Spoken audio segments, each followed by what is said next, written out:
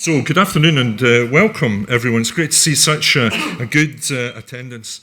My name's Scott Bryson. I'm one of the trustees on the board of MND Scotland.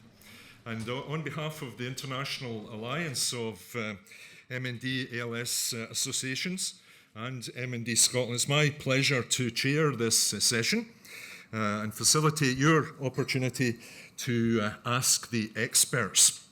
A couple of domestic formalities, first of all. We're not expecting a fire alarm, so if one sounds, then make your way in an orderly fashion.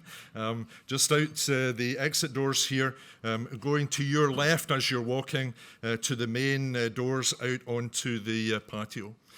Toilets are also to the left. There's a supply of water on the tables just outside the main door there. So I think these are the formalities.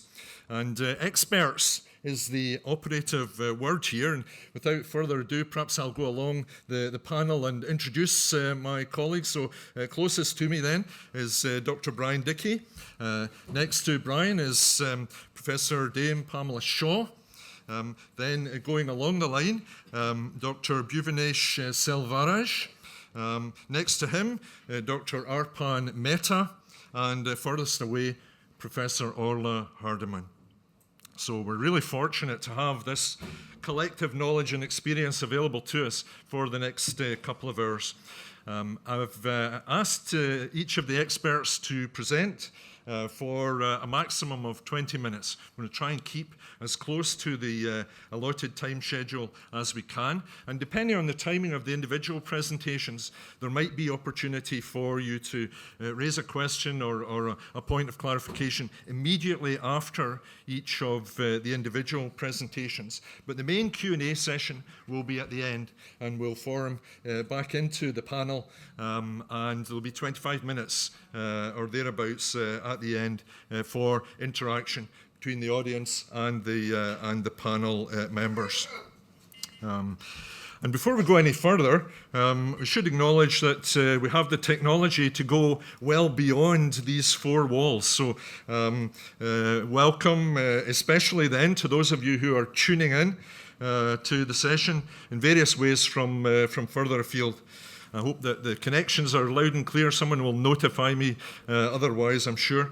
And we'll be able to take your questions and comments as well as those from the audience here. So I think my introduction is complete unless Craig is going to notify me otherwise. And we've got a busy programme covering various priorities in improving our understanding of MND ALS. Its causes, its care, treatment, and most importantly, I think, research. So if I could invite Dr. Brian Dickie to give the first presentation, and just a few words of introduction for Brian, who graduated with a PhD in neuropharmacology from the University of Wales College of Medicine. He then took up a research fellowship in the Department of Pharmacology, the University of Oxford. And since 1996-97, Brian has worked for the MND Association as Director of Research Development. So you give a warm welcome to Dr. Brian Dickie, please.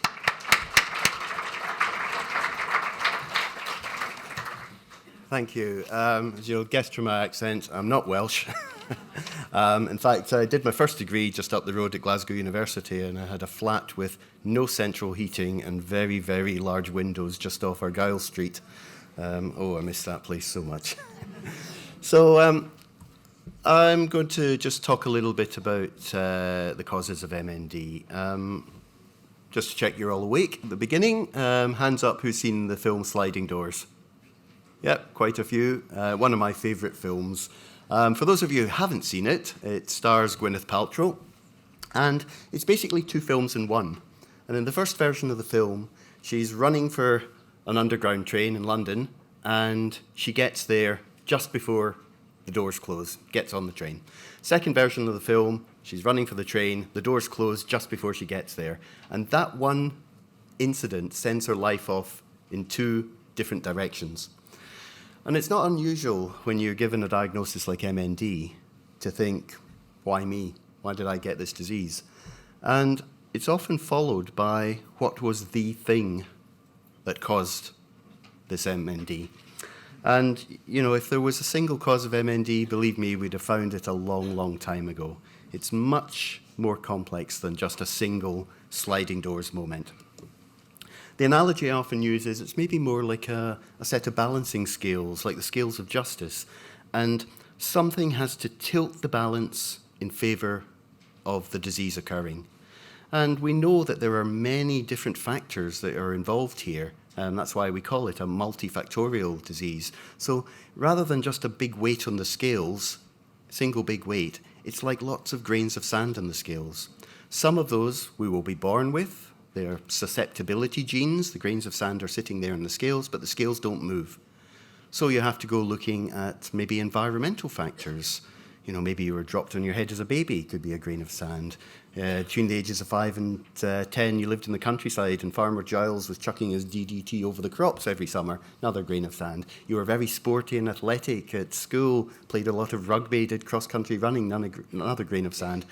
You went to university, you did the complete opposite. You drank like a fish, you smoked like a chimney, you didn't get out of bed till 2 o'clock in the afternoon. I don't know, maybe that was just me, actually. But the point is that it could be this accumulation of different, apparently unrelated and innocuous things that eventually tilt the balance in favour of the disease occurring. And we have to add to that ageing. We have an ageing nervous system. The older you are, the more likely you are to develop MND, and that's probably linked to the fact that the body is less able to cope with whatever is loading up that side of the scales. But I'm going to focus mainly on the genetics today, but you'll notice that there is another side of the scales as well. And one of the most common questions I'm asked is, Stephen Hawking, how come he lived for over 50 years with this disease? This is my favourite photograph of Professor Hawking, not a wheelchair in sight. This was somebody who didn't let the disease define him. And he asked me that question himself one time, and I found myself going, imagine a set of balancing scales, whereas in my head I was just thinking, I'm talking to Stephen Hawking, I'm talking to Stephen Hawking. But, maybe, as I said to him, there was something in his genetic makeup that hadn't stopped the disease, but was pushing back just a bit and slowing the progression. And so there's now increasing interest on that side of the scales as well. Because if we can identify, let's call them good genes that slow the disease down in some individuals and work out what they're doing, maybe you can develop a drug that acts as a bigger weight on that side of the scales and would be effective in all forms of the disease. So before I delve into genetics in too much detail, I'm going to give you a very simple example of how genes and environment come together to cause an effect. So hands up again. Have anybody who's ever heard that the Japanese can't hold their drink? One or two, not too many. Well, it's actually not a myth. It is true. A large proportion of the population of Japan are not very good at holding their alcohol. And the reason for that is because about 50% of the population of Japan carries a mutation in a particular gene. It's called the ADH gene, and ADH stands for alcohol dehydrogenase. And as the name suggests, amongst other things it does in the body, it's a liver enzyme. It breaks down alcohol. So in these people, the genetic code, the genetic instructions to make this enzyme in the liver are slightly wrong. So the enzyme's put together wrong, and it doesn't do its job properly. And as a result, you have a drink, your blood alcohol levels rise, but they don't go down as quickly in these people. So they have another drink, they get higher, they have another drink, they get higher. I think it's no coincidence that the Japanese invented karaoke. Because, let's face it, you do have to have a certain amount of alcohol in you before you think that picking up that microphone is a good idea. But there is a very simple example. One genetic factor, one, the ADH gene, one environmental factor, alcohol. And of course, it's not just a case of, you get drunk, you stand up, you sing badly, and you fall over. The 50% of the population with this gene mutation does have long-term health problems as well, particularly heart disease and liver disease. But there we have single gene change, single environmental factor causing an effect. MND, much more complex than that. As I said, many, many grains of sand. So one question is, well, can we get an idea of what the proportion of genetic factors to environmental factors are in MND? Quite difficult to do, but one of the ways you can do that is through what are called twin studies. Now, twins are pretty rare. MND is pretty rare, so the one study that's been done does carry what we call large error, margins of error. But basically what you do is you take identical twins, and identical twins, of course, share 100% of their DNA, and you also take non-identical twins who share 50% of their DNA. And if the first twin has a disease like MND, you ask the question, how often does the disease then appear in the second twin? And if there's a difference, if it occurs more often in the identical twins than the non-identical twins, it gives you a rough idea of what the proportion of genes to environment is. I hope that made sense. The bottom line is that this study that was done by a group in London showed that the breakdown appeared to be about 60% down to your genes, 40% down to environmental factors. Another way of looking at it, that researchers have looked at it, is how many steps would it take to develop MND? And this is an approach that's been used in cancer quite a lot, but up until a few years ago had never been used outside of cancer.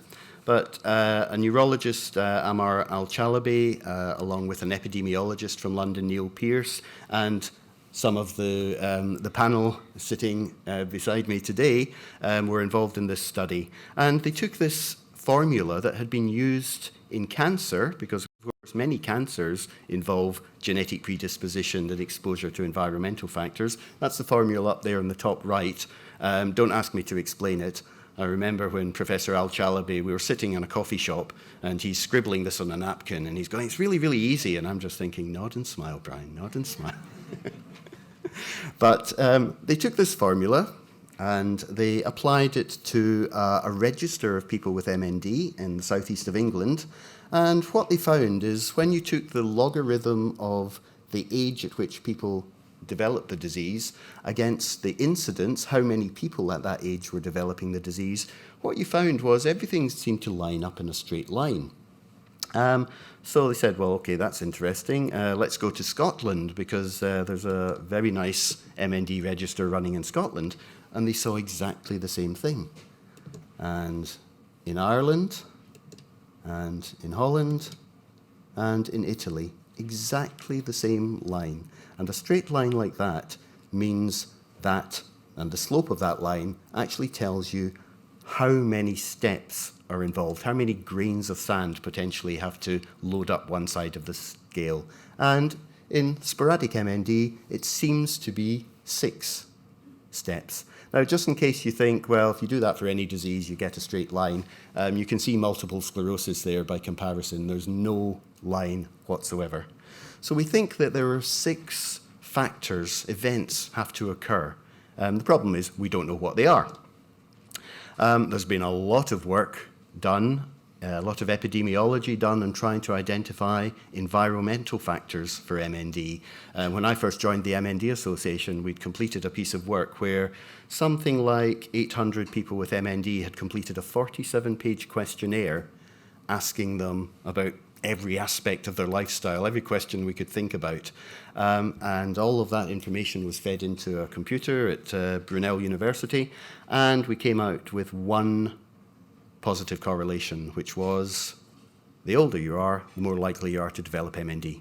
So it's clearly not as simple as just asking a question and the answer arising. But I'm going to give you one example here, one which has been shown to be quite consistent as a risk factor for MND, and that's smoking. And I've ring-fenced where MND appears on the list of things that smoking might cause. And you can see it's about number 20 in that list. There's a vertical line there, and you see all these dots and blobs. Anything to the right of that vertical line is an increase in risk. So you can see that for MND, smoking is it's a consistent, but it's a very small increase in risk. Go right up to the top of the list, lung disease, lung cancer, and you're right off the edge of the screen there. So you have to take these things in proportion. You know, I think all this slide really tells us is, A, smoking is not a cause of MND. It might be a very, very tiny grain of sand on that side of the scales, whereas for lung disease, of course, smoking is a large weight on that side of the scales. So I'm going to spend more time talking about the genetic side because you know, this sort of work, trying to identify causes of MND, is a bit like looking for a needle in a haystack. But with the genetic side, we know the size of the haystack. It's these 3 billion base pairs, 6 billion letters of genetic code that we find in every cell in our body.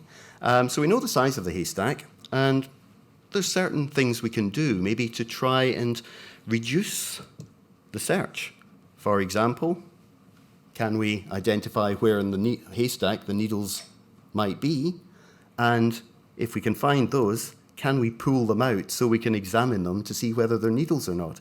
And that's basically the approach that's being taken, thanks to some amazing advances in gene hunting technology.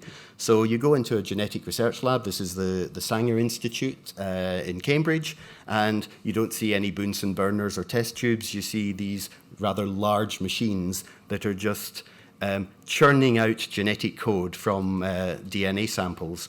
And you also need some pretty large computers. A single human genome will clog up the hard drive of your laptop. So when you're looking at thousands, tens of thousands, even more, you need some pretty big toys. This is the Surf Sarah computer in Holland, which is being used, amongst other things, for, well, one of the other things is actually it's used by the European Space Agency for mapping galaxies, but it's also being used for a big international MND gene hunting project called Project Mine.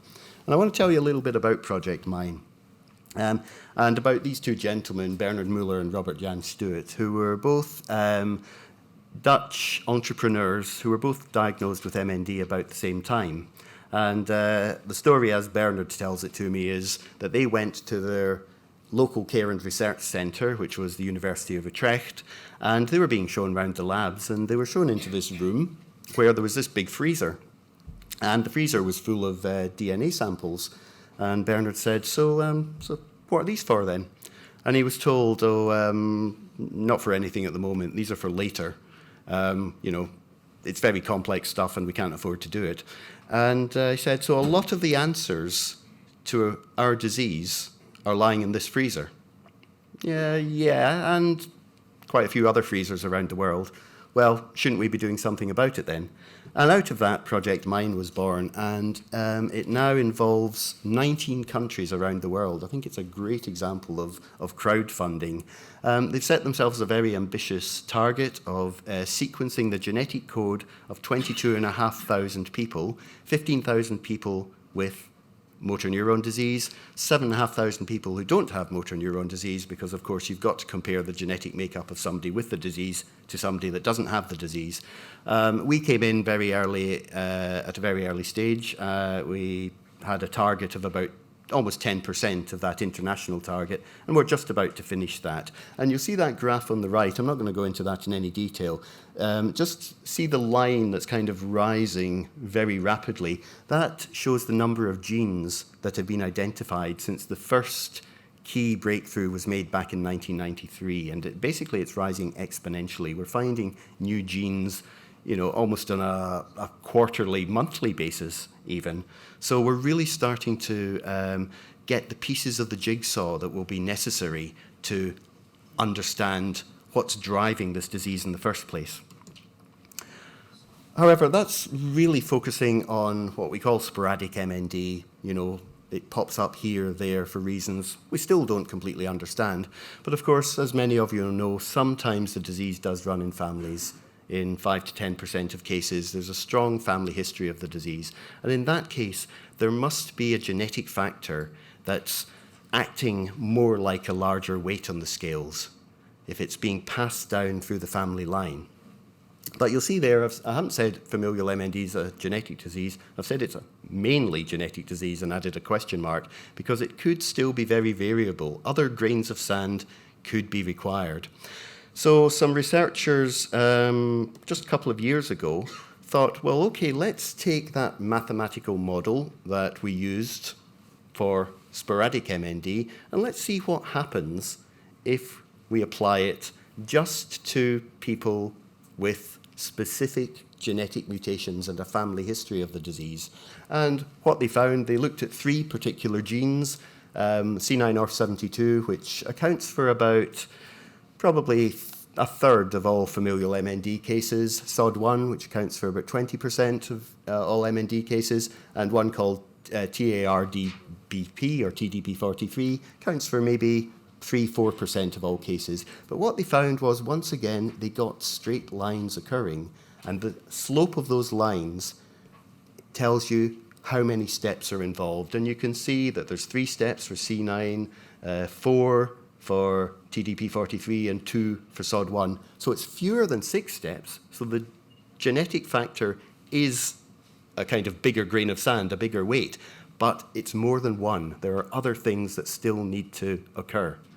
And that explains, for example, in a family with a SOD1 mutation, why one family member may develop the disease in their 30s and it progresses very quickly, but another family member may develop the disease in their 60s and it progresses more slowly, or a third family member may carry the gene and not develop the disease at all.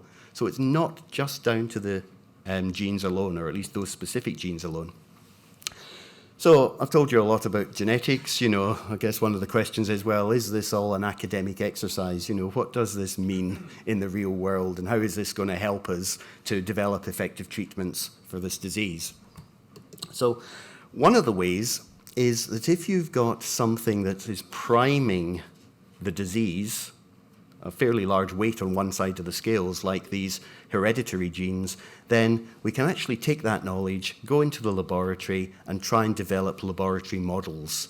Now, you can take the kind of deconstructionist approach, break everything down into its individual little parts, or you could look at the organism as a whole. There's no ideal laboratory model here. Each one has its pros, its cons, and each one is better for particular types of research. But we have a whole range of these. So from cells grown in a dish in isolation, and you're going to hear more about that from a couple of our speakers later on, to very simple organisms like these nematode worms. Fruit flies are very popular with many researchers. You move from invertebrates to vertebrates, so zebrafish now have a rudimentary spinal cord, so you're getting closer to the human situation, to the rat and the mouse models as well. But having that starting point, a genetic factor that is really driving the disease in some cases, allows you to actually develop similar models in the lab and actually find out what's going on, particularly at the very early stages of the disease. Because, if we want to develop effective treatments for this disease, chances are we are going to have to try and catch it quicker in future.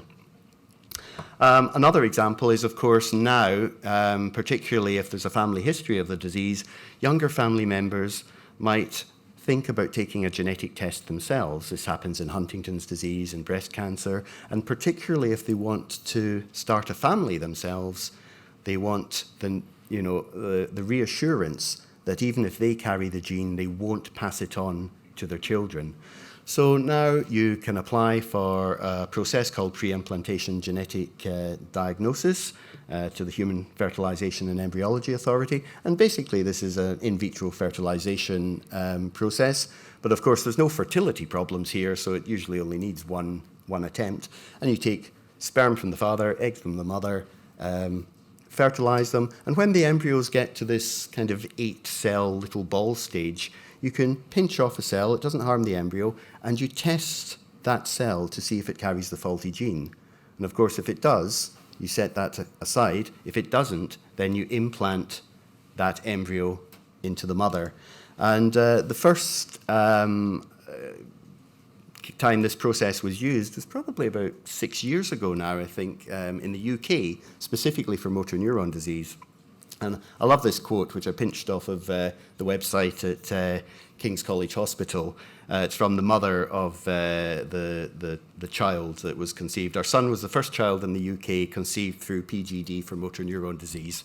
He's brought a lot of joy to the whole family. It's just amazing to know that he's okay and he won't go through this horrible illness. It's a blessing to know that for our family, this illness stops with this generation. And that still sends shivers down my spine. You know, the fact that we have so few victories at the moment against this disease that I think we need to celebrate opportunities like this. And, you know, as we discover more genes, clearly that gives more opportunity, at least for a process like pre-implantation genetic diagnosis.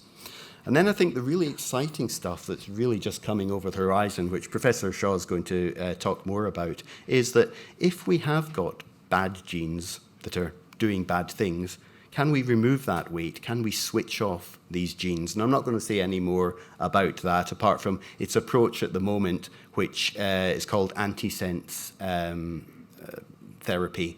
And it's being trialled at the moment for the SOD1 forms of MND, and hopefully not too far into next year, we might have it trialled for the C9orf72 form of the disease as well. And, oh, there we go. And, you know, there's a lot of hope behind this technology, and that hope comes from a childhood motor neuron disease called spinal muscular atrophy, where we've seen some quite dramatic improvements in treatment recently. And I just pulled this. This came from The Guardian about a year ago, where, you know, I think for many, many years, we've been thinking this, you know, this is too tough a nut to crack. Suddenly, this breakthrough in another type of motor neuron disease does have its differences, but is really, I think, galvanizing a lot of excitement that we might actually be able to make inroads into treating other forms of MND and also, indeed, other neurodegenerative diseases, Alzheimer's disease, Parkinson's disease, etc. This is my last slide. You know, I spend a lot of time talking about advances in research, and it's it's complex stuff, it has to be said. The media like to distill everything down to, you know, problem, solution.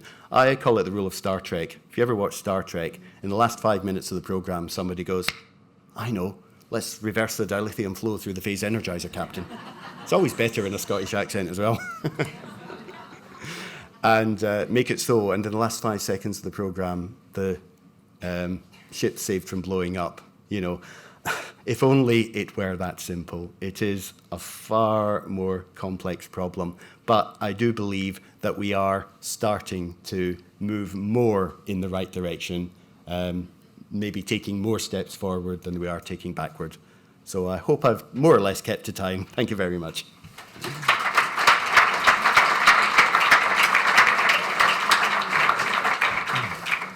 Yeah, thank you, Brian. Bang on time, in fact. That's a really helpful introduction to the session. And I think in light of the time pressures, should move just quickly on, unless there's any immediate concerns or points of clarification for Brian. There is one. I can take one from the front row, and there are roving microphones, I think. So just if you could wait for the microphone, and then everybody will hear the question. This gentleman on the front row here. Thank you. Hi, Brian. Yeah, it's on.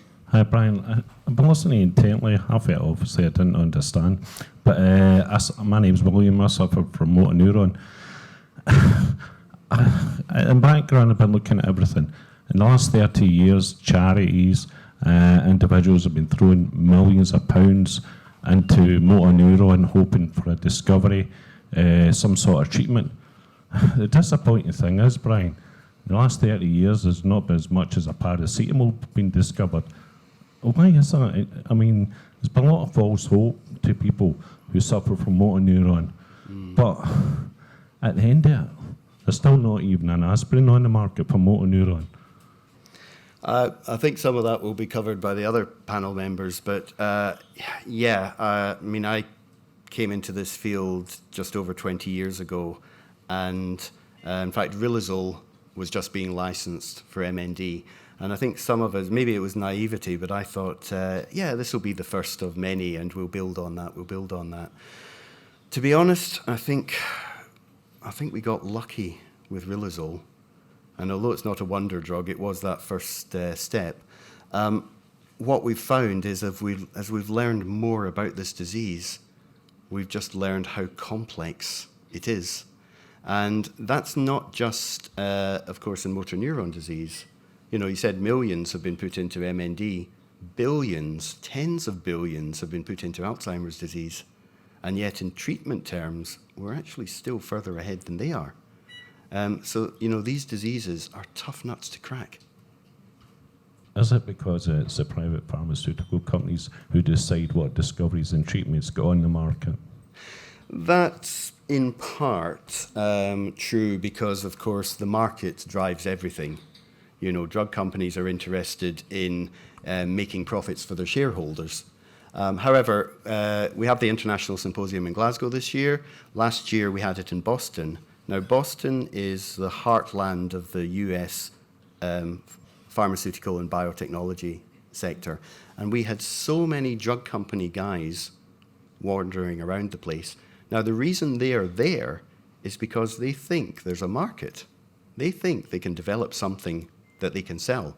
And I see that as a positive. You know, the fact that they're interested in MND is a good thing, because if we are going to crack this disease, it's got to be done with the pharmaceutical companies. Yeah. But that challenge is it's a rare disease, so it's always going to be a limited market. But I think if you can crack MND, you can crack Alzheimer's, you can crack Parkinson's, and that's the route into the, you know, the billion-dollar industries. Okay, thank you, Brian. And thank you for your questions. Those were bang on and set the foundation, I think, for the presentations that will follow. So next up is Professor Dame Pamela Shaw. And I'll just give a few words of introduction for Pam. She's Professor of Neurology at the University of Sheffield and Director of the Sheffield MND Centre. She's also Director of the Sheffield Institute of Translational Neuroscience. And I was interested to learn, in the details I have, that for the last 8 years, Pam has led the clinical studies group for ALS MND within the National Institute for Health Research. And this is the Dementia and Neurodegenerative Diseases Clinical Research Network, which spans 19 care and research centres and has developed a network of 10 centres in the UK. So it would seem to me with a framework like that, we've got a fighting chance of responding to the challenge that was raised from the front row. So thank you very much, Pam. So, good afternoon, ladies and gentlemen. It's a great pleasure and honour to be here to speak to you this afternoon. And Craig asked me to talk about current key developments in MND research and looking a little bit to the future. Does this?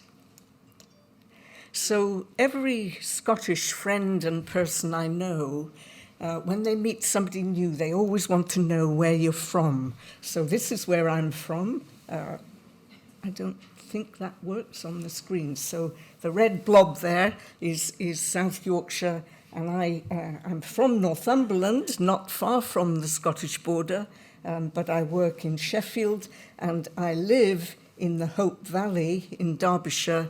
A nice name, Hope Valley, for somebody who works on motor neuron disease, I think. And this is the Sheffield Institute for Translational Neuroscience, where more than 200 people now beaver away from dawn to midday to midnight, trying to understand more about what causes the injury to motor neurons in MND. And what we try to do in CITRAN, and the inspiration for it came from a patient. A lady said to me, if you had £20 million to spend on motor neuron disease research, what would you do? And I thought it was a joke, but I actually described CITRAN. And what we have in Citran is clinical doctors and scientists working on MND together, keeping each other right, and we're trying to harness all the exciting discoveries in neuroscience and translate those scientific insights into benefits for the patients that we see in the clinic. And when we think about the treatment of motor neuron disease, of course, what we all want is neuroprotective treatments, so treatments that protect those precious motor neurons and stop the downstream muscle wasting and weakness that happens. But there are other important aspects to treatment, so good quality clinical care is very important, and good management of some of the symptoms that might happen is also very important. So what I'm going to cover in the next few minutes is this. So I'm just going to introduce you to what motor neurons are. As a medical student, I was absolutely fascinated by them. I thought they were by far the most interesting and elegant cells in the body. I'm going to expand a little on what Brian has said, just why it's so difficult to get those treatments that we desperately want. And one of the things we've got to do is break MND down into its subtypes. All the clinical trials so far have tended to treat it as though it's one thing, and we know now from genetics and other work that it isn't one thing. I'm going to talk a little bit about gene therapy, which I think is really, really exciting. And I'm going to talk a little bit at the end about while we're waiting patiently and desperately for better neuroprotective treatments, we can do a lot with high-quality symptomatic care. So in our bodies, we have this beautiful network shown by the green fibers here of motor neurons. They are the biggest cells in the body, so the cell body supplying a lower leg muscle might sit in the lower spine, and this axon, this connection from the cell body to the muscle, might be 1 meter long. So that cell sits in your spine, 1 meter long axon going down to the muscles in your lower leg, and within that axon there's a railway system of cargoes going up and down. So amazing cells with amazing properties. And I'm just going to show you a cartoon of what motor neurons do. So here's the motor neuron cell body sitting in the spine. When you want to move a muscle, the motor neuron's fired into activity by a chemical messenger called glutamate. So glutamate attaches onto these little receptors and fires the motor neuron into activity. That allows lots of calcium and sodium ions to get inside the cell. Very important that that excitatory signal is removed quickly. You don't want the cell to be overstimulated. And then once that signal has happened, the motor neuron literally sends an electrical message right down the axon, this big long fiber that I showed you. It travels all the way down. You can see the railway system within the motor neuron. That electrical message goes right down to the nerve terminus, and when it gets there, it causes another chemical to be released, which attaches onto the muscle, and that's what makes your muscle contract. So imagine all the movements we do in a day, and that's what's going on to allow our brain to control our muscles and therefore our movements. So why is the treatment so difficult to bring through for patients? Well, it's because, in a nutshell, MND is not one thing, and it's heterogeneous. It means it's made of a mixture of things, both clinically, genetically, pathologically, and prognostically, so the way the disease behaves. So we know that some people get classical ALS, some people have predominantly the upper or lower motor neurons affected, some people the condition starts in the speech and swallowing muscles, sometimes the arms, sometimes the legs. So even for a clinician like a neurologist, it's not the same thing when the patient first presents. We now know at least 30 genes that can predispose to MND, as Brian mentioned. The first one that we found was SOD1, copper zinc superoxide dismutase, back in 1993, and new genes are being discovered all the time. The biggest one, the most important cause of MND, is shown in the big yellow bubble, C9orf72, that Brian talked about. But those are all different genes, and somebody with a SOD1 mutation doesn't behave the same as somebody with a C9 mutation. So it's genetically heterogeneous. Mostly, this is a normal motor neuron, and there's a protein called TDP43 that normally sits in the nucleus of the cell. And when the motor neuron is becoming injured, that protein moves out of the nucleus and forms into these skein-like or compact clumps within the cell. Mostly, that's what happens in MND, but not always. Patients with a SOD1 mutation don't have that pathological change, so it's pathologically heterogeneous. We know from what Brian said, the speed of progression can be enormously variable. So Lou Gehrig, the Yankee baseball player, had typically fairly rapidly progressive MND, but Stephen Hawking kept it at bay for more than 50 years.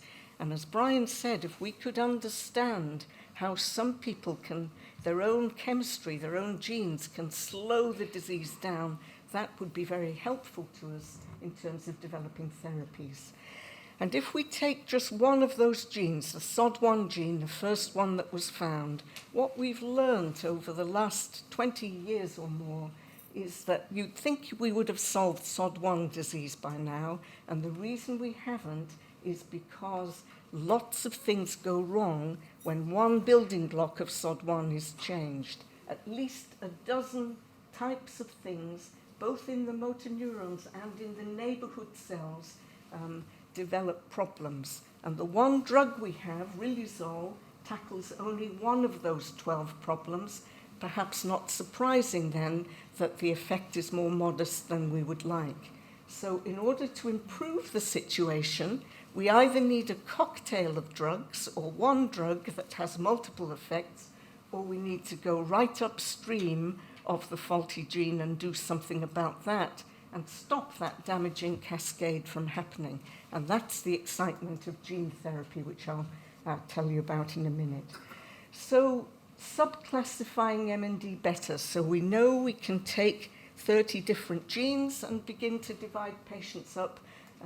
And I'll just show you a little bit more about the beginnings of how we can use that subclassification to think about a personalized medicine approach. And if you think about breast cancer, new therapies for breast cancer, Herceptin, if you tested that in 1,000 ladies with breast cancer, it wouldn't show any effect. But if you target that drug to the right subtype of breast cancer patient, then it's a wonder drug. It has a very good effect.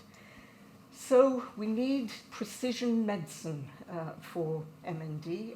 I won't go into all the components of that in the interest of time, but one very interesting thing which you'll hear more about from others on the podium is being able to take a little snip, tiny little snip of skin cells from a patient. In the laboratory, you can then reprogram those cells to become motor neurons or to become the neighbourhood cells that sit around the motor neurons, star-shaped cells called astrocytes. So for the first time, we can actually study the condition in the laboratory from an individual patient in the dish. If you're a skin doctor, you can take a bit of the eczema or psoriasis, take it out and study it in the lab. But of course, we can't do that to the nervous system. We can't take bits of brain or spinal cord in a living person. But this way, we can actually study those precious cells in the laboratory and we can reprogram them to become motor neurons, other types of neurons, or the neighbourhood cells. And if you take skin from patients, and if you reprogram it into these astrocytes, neighbourhood cells, and grow those astrocytes in a dish, and then put motor neurons on top of them, astrocytes from normal control, shown in the blue bars, normal control people, support the survival of motor neurons. But astrocytes from motor neuron disease patients actually damage and kill the motor neurons. And that's the case. So in green are C9 patients, in pink, if I can see it from here, are sporadic patients, and in maroon are patients with SOD1 disease. And the reason that's important, so the blue are control cells, so the motor neurons there survive very well. The motor neurons from the different groups of MND patients have a much lower bar, so many fewer cells survive. But then when you try different neuroprotective treatments, you can get the survival of those motor neurons up towards the control. But the important thing is that different drugs, and here we just tried antioxidant drugs, so andrographolide worked very well for patients with C9 mutations. S-apomorphine worked very well for people with SOD1 mutations, and people with sporadic disease had a variety of responses to those different drugs. So that may enable us to actually see which drugs are right for which patients. So let me talk a little bit about gene therapy. So if we take SOD1... Excuse me, I'm sorry to interrupt you. The more you look there, the better. Yeah, I'm sorry.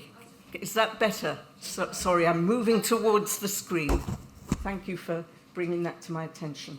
So if we think about SOD1, the first gene that was found, and gene therapy, forget about all this damage that's going on, but go right upstream and try and knock down the effect of that rogue gene. And we know you can do that in rodents, in mice, without any harmful effects.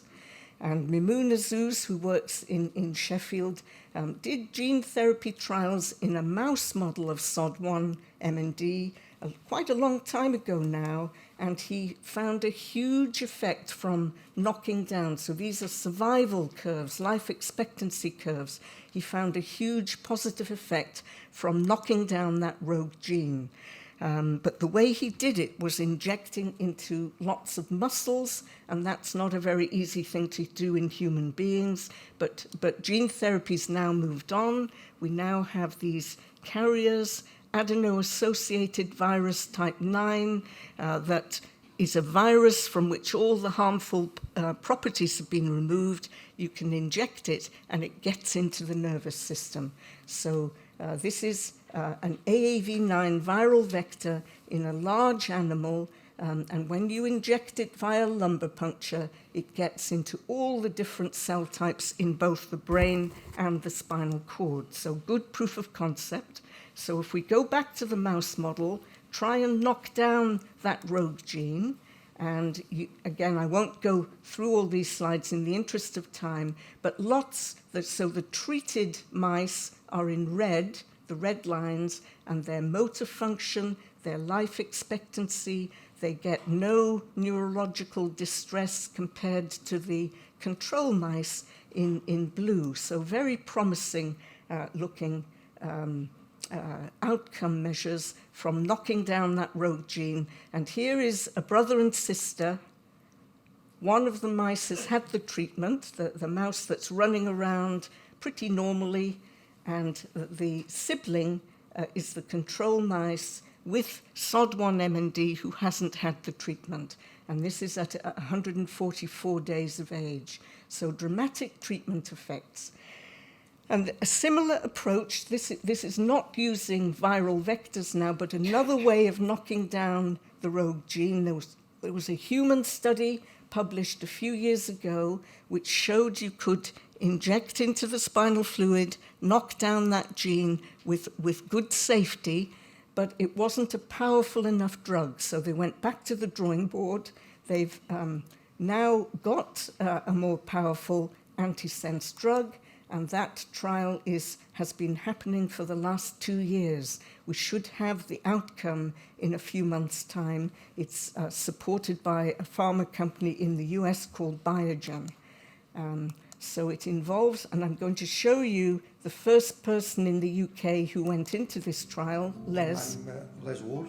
I belong to a winner today. I'm 63. Can you hear that? I work at 58 because of the inherited form of motor neuron disease. Horses are a big part of my life now, and that's why we bought these small shares in them. As a way of an alternative to do things together.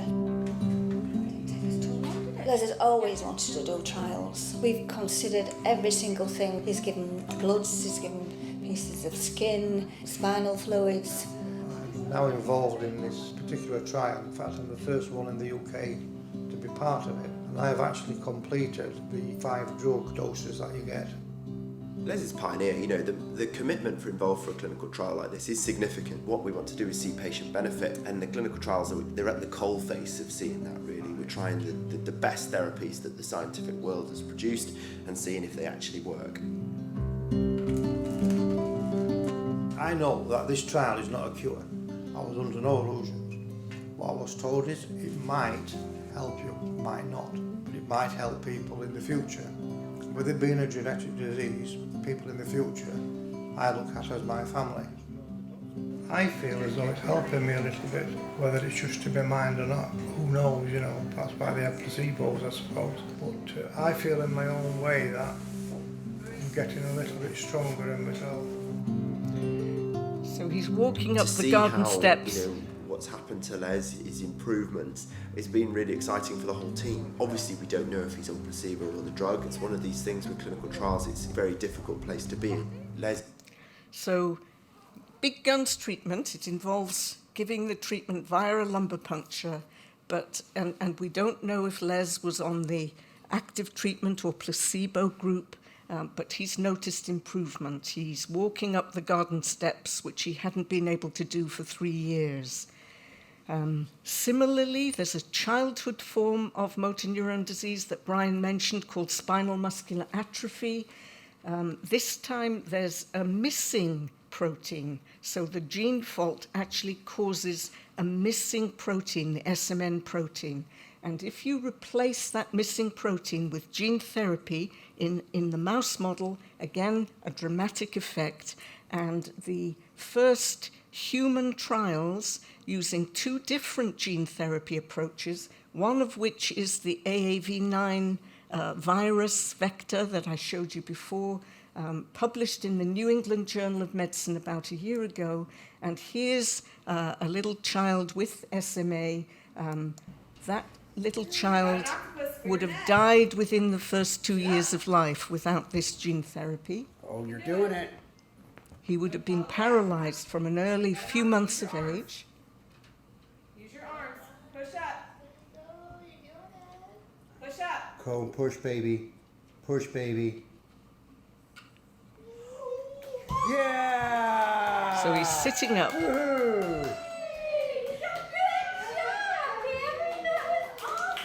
And he's actually able to stand and move his arms, whereas he would have You're standing there all by yourself. reached the end of life without that gene therapy. So just in the last slide or two, so we've thought about neuroprotective treatment, why it's difficult, but good clinical care improves life expectancy. So just coming under the care of people expert about MND does more for life expectancy and quality of life than Riluzole does, actually, and that has been shown at multiple clinics around the world. And what we've done in Sheffield and many other groups are also doing is to take the troublesome symptoms one by one and try and do better, try and do something more about them. And we started with difficulty with breathing muscles, but have moved on to many other different types of symptoms. And I'll just, in the last minute, show you one example. So one of the things my patients told me is when neck muscles get weak, it's really uncomfortable. Your head's dropping down, you can't eat properly, you can't look people in the eye when you're talking to them, and it's really painful and uncomfortable. And your head is surprisingly heavy. It weighs about 5 kilograms, and existing collars aren't comfortable for patients with MND. They're used to immobilize the neck after a car accident, or they're soft, floppy things that don't give much support. So we had and Chris McDermott from Sheffield led this project. We brought together a multidisciplinary group that involved patients, family members, physiotherapists, neurologists, specialist nurses, biomaterial engineers, engineers of various different sorts, and the patients told us what they wanted and helped us design it. And once it was designed, they helped us refine it. And the engineers made sure we used the right materials and designed the thing properly. And we ended up with this cosmetically acceptable, comfortable, adaptable collar that is now marketed worldwide, known as the head-up collar. So very important to pay attention as well to things like that. So coming from the Hope Valley, I do think there are rays of hope. I think we're teetering. To me, it feels like the early days of treating infectious diseases. It's not that many years ago where people would die at a young age of tuberculosis, pneumonia, meningitis, and then we started to get antibiotic treatment. So I think we are on the edge of a new era which will be much more positive. But I'm very aware that the pace of science for people living with the disease and their friends and families, the pace of science seems very painfully slow, and I'm sorry for that. But I think you'll see from this meeting in Glasgow that there are many very dedicated people, both scientists and clinicians from around the world, that are pulling teams together to do their very best to make good progress. And I think the pace of change is going to happen now. So thank you very much for inviting me. You can see from this slide that I wish Brexit wasn't on our horizon. I very much wish we were staying within Europe. Thank you for your attention.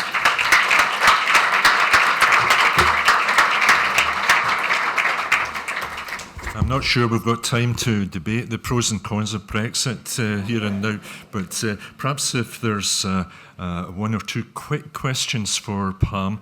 It was a fascinating presentation there and inspirational stuff. Lots of optimism, I think. Would anybody like to raise a point just now? Yes, the gentleman in the back row there. Thank you. Thank you, Pam.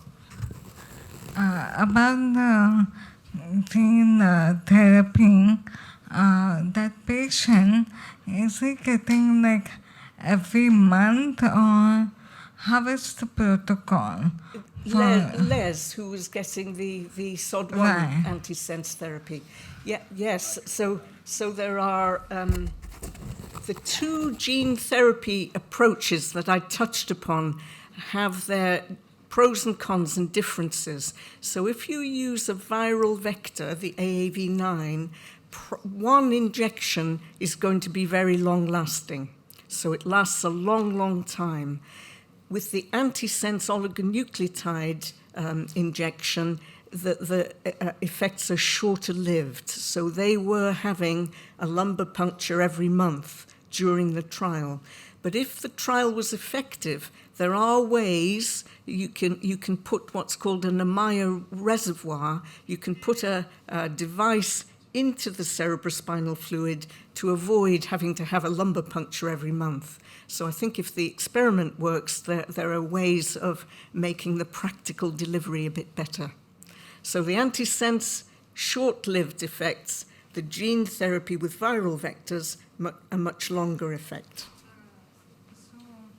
Okay, thank you very much for your question.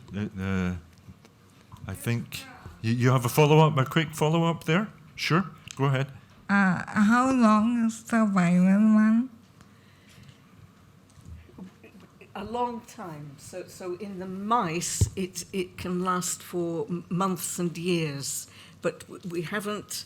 And it's been, the AAV9 viral vector has been used in human studies, but only relatively recently. So we haven't followed up patients for 10 years after that. But certainly from the animal studies, it seems to be a long time, a good number of months at the very least. Thank you very much, Pam. There'll be plenty of opportunity for further questions in the panel session. So I think we should move swiftly on to the next presentation. We've got a double act here. So if I could briefly introduce, firstly, Dr. Bhuvaneish Selvaraj, who's a postdoctoral researcher at the Euan MacDonald Centre, University of Edinburgh. Most recently, he's led some research investigating one of the commonest mutations in ALS, I think highlighted in the earlier presentations. And this has led to a high-impact publication in Nature Communications earlier this year. So congratulations on your success there. I think Bhuvaneish is going to lead off, and he'll pass the baton to Dr. Arpan Mehta, who graduated in medicine from the universities of Oxford and Cambridge. He's currently undertaking his PhD at the Anne Rolling Regenerative Neurology Clinic in Edinburgh, and his research is funded by, amongst others, the MRC and the MND Association. So thanks to you both for your presentation. So good afternoon, everyone. So I'm Bhuvaneish Selvaraj, and along with my colleague Arpan Mehta, what we are going to do today is going to give a little bit more insights into how stem cells, as such, can be used in the in motor neuron disease. So we are part of a large group of research organization called Euan MacDonald Centre, which there are about 200 researchers, along with Anne Rolling Clinic, who are mostly widespread across Scotland. We are mostly interested in working on the motor neuron disease and bringing benefits to the patients. So, as everyone knows, there's a problem as such. I'm not going to explain more about the motor neuron disease, as it's been explained very well by Brian Dickie and Pam Shaw. So I'm just going to tell about the problems, what we all know, actually. So the neurodegenerative diseases, as an umbrella, contains quite a lot of like Alzheimer's disease, Parkinson's, ALS, motor neuron disease. They all are progressive and debilitating disorders. And this is caused by, as you know, loss of neurons and the supporting cells of the brain, which are the astrocytes, or we call it the glial cells. It is terrible and very devastating disease, and the prognosis, as you all know, is very poor. And the worst of all is we don't have any more effective disease-modifying treatments. And if you rank a list of illness which succumbs to death, and for that which we don't have any more cure or any more treatment, all these neurodegenerative diseases, what I said before, are ranking in the top 10. So that tells something. There's quite a lot needs to be done to overcome that challenge. And as you all know, it's a major economic burden to individual and the society, economically and financially. So there is, and as a gentleman pointed out, why we haven't done anything in the past 30 years. Apart from many other reasons, there are one particular reason. One is we've been access to the disease material. So for example, so if you want to study any disease, we wanted a live human material. For instance, in cancers, it's much easier, or any other blood disorders, you can take the real life blood and test them. But that can't be done in brain disorders, especially with neurodegenerative conditions. So you can't put a needle and take some biopsies and test them in the lab. So we were lacking material to do any live human-based research. And secondly, what that led to is we started doing quite a lot of animal modeling using rodents and Drosophilus, which is brilliant, but there's a huge translation leap between humans and rodents, because there's quite a lot of evolutionary divergence. So that lends quite well why we don't. So that answers a part of the problem why we haven't found an effective treatment in the past 30, 40 years with help in neurodegenerative diseases. So what can we do with the stem cells? So as we all know, stem cells are building blocks of the brain, of the body. So then the main, so this is the pointer. So these are embryonic stem cells over here. So and what it can do is the power of stem cells is it can develop into any cell type, any organ, and so therefore the entire human body. One important thing is broadly there are two types of stem cells. One we call it as a pluripotent stem cells, which can form, as I said before, any different type of cells.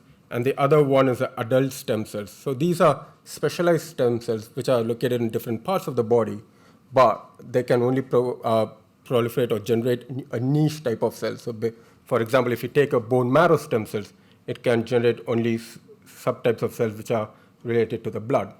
But the pluripotent stem cells, which are shown over here in the green, which is a colony of cells, so there are individual cells. There are probably about 1 million cells in that colony, and each cell can be converted into, and each single stem cell can be converted into many different types of cells, and it has a potential to self-renew as well. So it can proliferate on its own, so we can cryopreserve.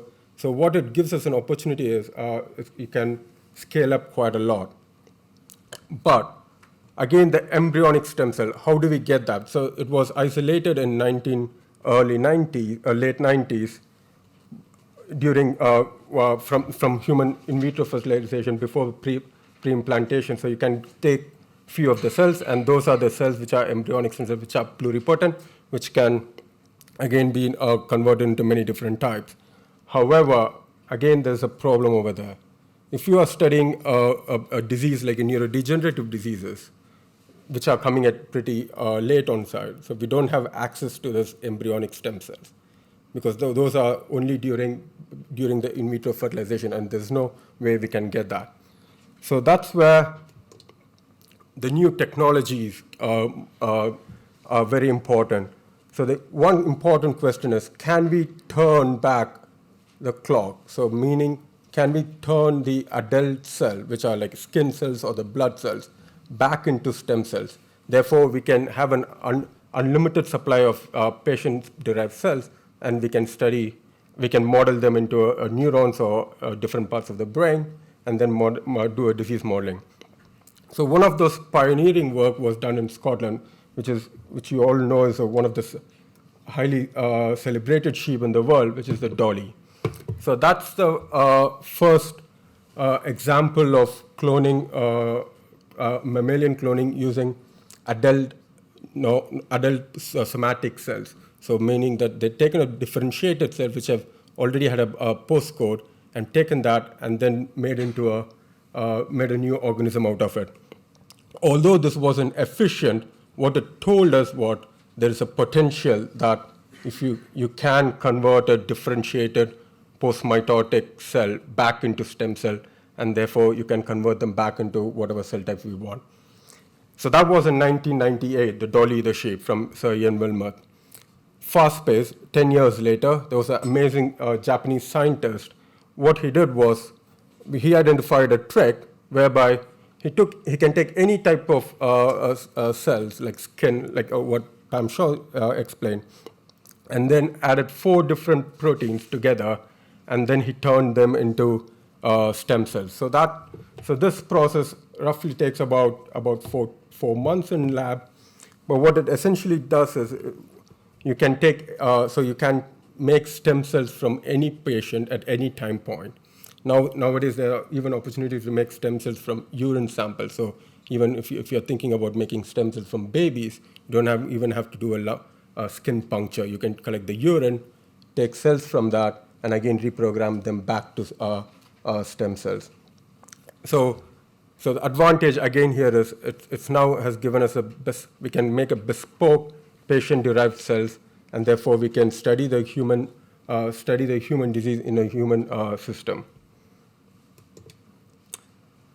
So once we make all the stem cells, why is it very important? So this is a graph from one of our scientists, Ricardo Dolmetsch in Novartis. What it predicts is, what it plots is different models and how it is relevant to the human and how is it good for mechanistic understanding. As we all know, in our sciences, most of the study starts with human postmortem tissue. So once we know where the problem starts, then we trace back and try to find the mechanism. So the human postmortem is probably the starting point and has a higher human relevance. However, that doesn't lend too much into it to understand why is that happened. So it's always like the last point. Then we go into, when we start putting the same risk genes and into lower animal models and mouse models, and then they are brilliant for mechanistic understanding. What we can do over there is we can follow up from the start of the journey till the end of the journey and assess where things go wrong. They are brilliant. But the problem, again, is it is not high throughput, so it's laborious, it's time consuming. However, and again, there are quite a lot of challenges, as I said before, genetically and to translate anything from mouse and other organisms towards the humans. So that's where we think that iPSCs, or induced pluripotent stem cells, can lend itself that it can be more mechanistic, it can be higher of human relevance because it is from the same patient, carrying the same genetic disorder. Second, it's got, we can understand mechanistically because it is, you can make those cells grow in the lab, you can monitor them day in and day out, and you can find what the problem is. And thirdly, because it is unlimited supply, because we can make them in the lab in a dish, you can scale it up in a large, in a high throughput way, and then screen for quite a lot of compounds, drugs and stuff to reverse any mutation. So again, this is sort of an overview of what generally we do with the stem cells with respect to the neurodegenerative diseases. So basically, we start from the patient, take a skin biopsy or a blood sample, collect the cells, add the 4 proteins, which is labeled over here, and then make them into patient-specific iPS cells.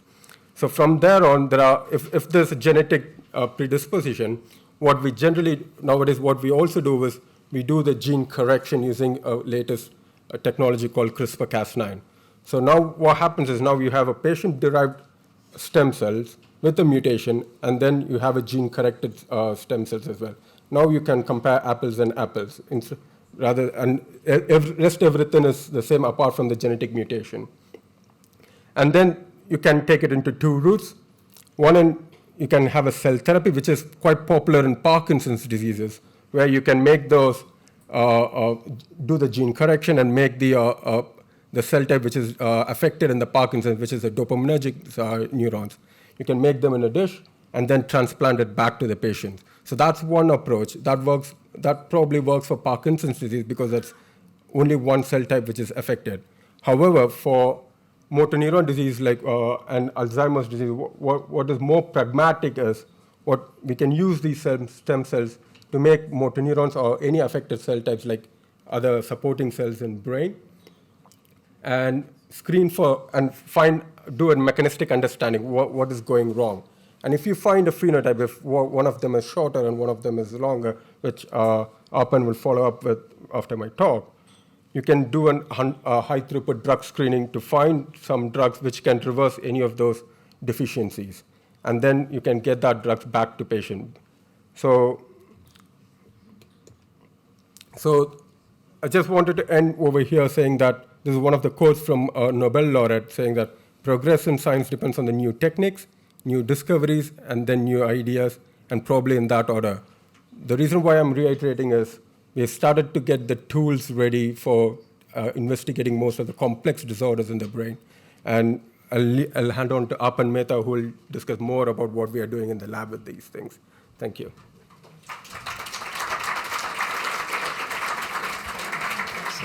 Good afternoon, everyone. It's a great pleasure and privilege to be here.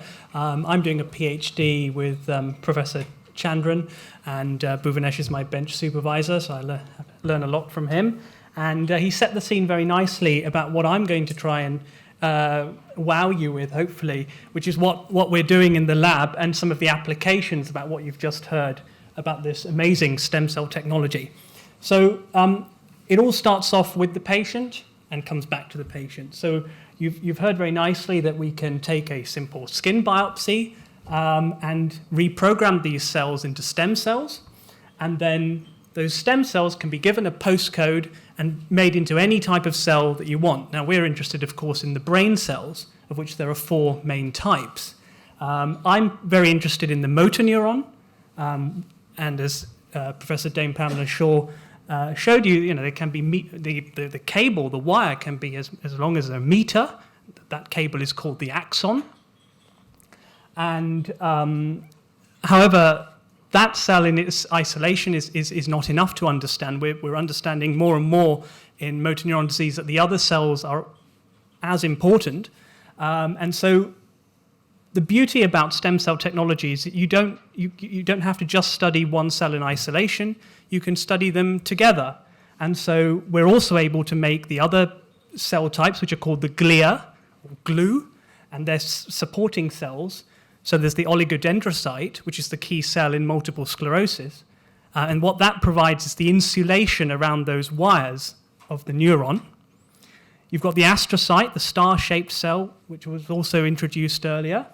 And really, really quite special because we're only just beginning to really understand the role of this cell in motor neuron diseases, the microglia.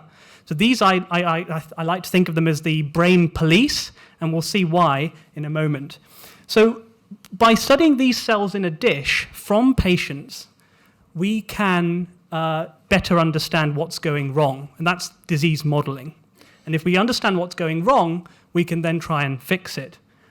The other nice thing about stem cell technology is that you can do very large-scale drug discovery. And this can be sort of 2 broad approaches. The first is you can use the information from what's going wrong to develop a new drug. That's quite hard. What's perhaps a bit easier, at least sort of conceptually, is to use drugs that are out there already and repurpose them for motor neuron disease, because there may well be drugs or even chemicals from nature which might actually have an effect, at least in the cell in the dish. And then, of course, it needs to be translated further to real-life clinical trials. So stem cells can tackle both of these things. And so, as I've already said, I'm interested in the motor neuron in my PhD. I'm sort of midway through. And I'm particularly interested in those long wires, the axon. And essentially what we can do, using microscopes and other technologies, we can look at the various components, so not only the genes, but the proteins, the cellular machinery, and ask what's going wrong. So I'm going to give you a flavor, and this is, stem cell research is a team effort. The stem cells don't give you a single day off, so whilst I'm here, my other colleagues are in the lab feeding the cells. They're very needy cells and very expensive to maintain. The first finding quite early on in my PhD is that, so I'm studying the C9orf72 mutation, which we've already heard is the commonest known genetic mutation in ALS. And what we see here are some motor neurons. They're colored in green. And on the left, you can see motor neurons from healthy people. And you can see the axon, the wire, is quite long. However, in the disease case on the right, it's much, much shorter. And these are from iPS-derived motor neurons. And so it's an interesting question why this is happening, and I'm actively looking at that.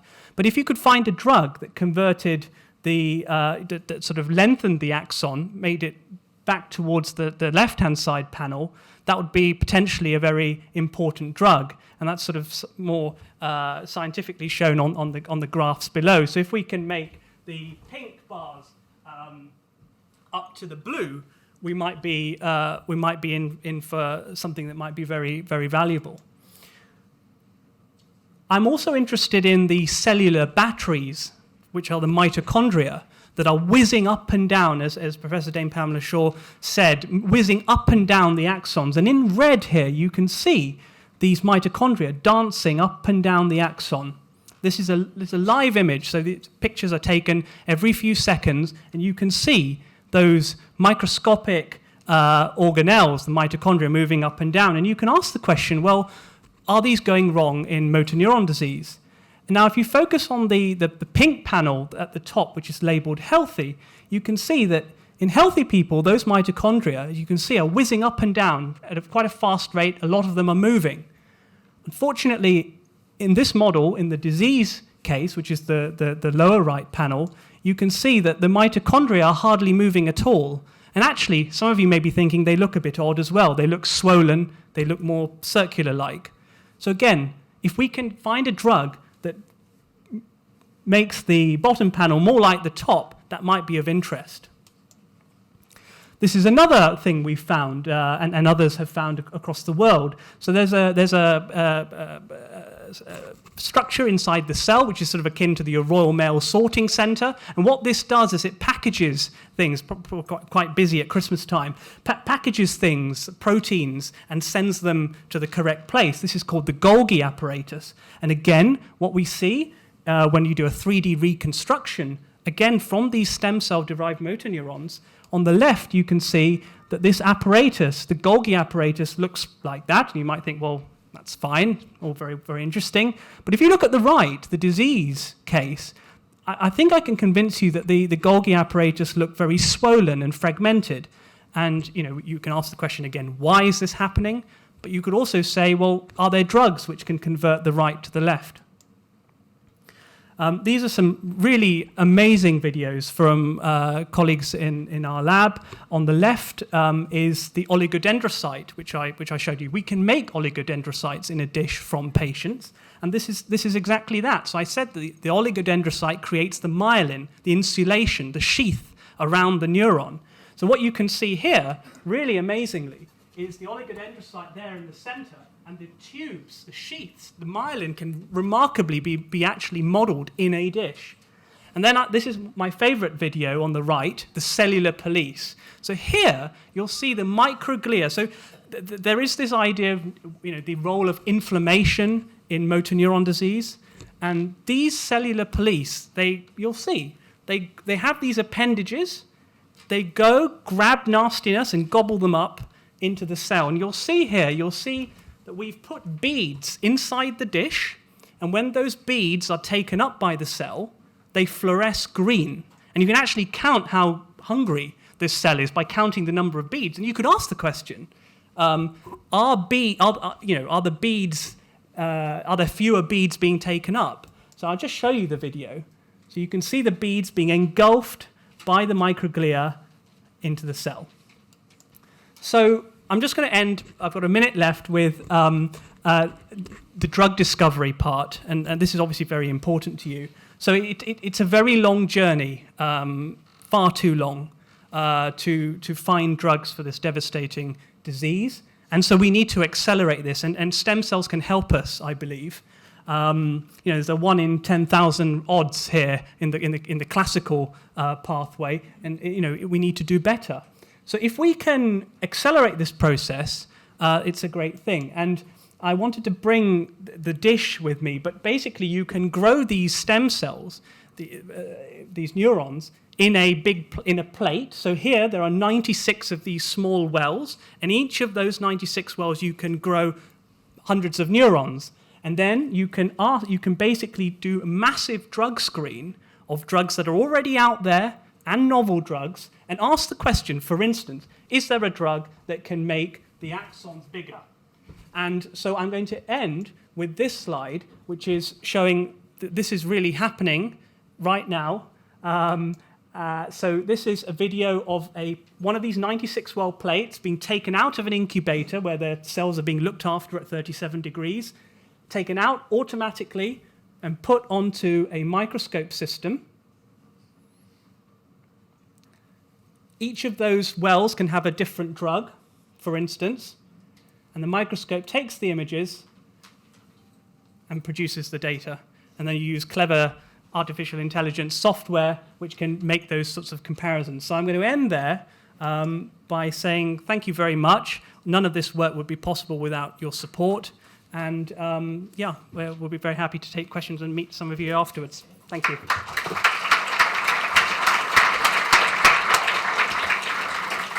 Okay, thanks to both presenters for a very clever presentation. I'm sure you'll agree. So we've got the cutting edge of one line of MND research brought right into this hall. That was a fascinating presentation, so thanks to both of you. I think in light of the time pressures, probably move swiftly on to the final presentation, which is going to be delivered by Professor Orla Hardiman. She was appointed the first full professor of neurology in Ireland by the Trinity College, University of Dublin in 2014. Where Orla heads up the academic unit of neurology.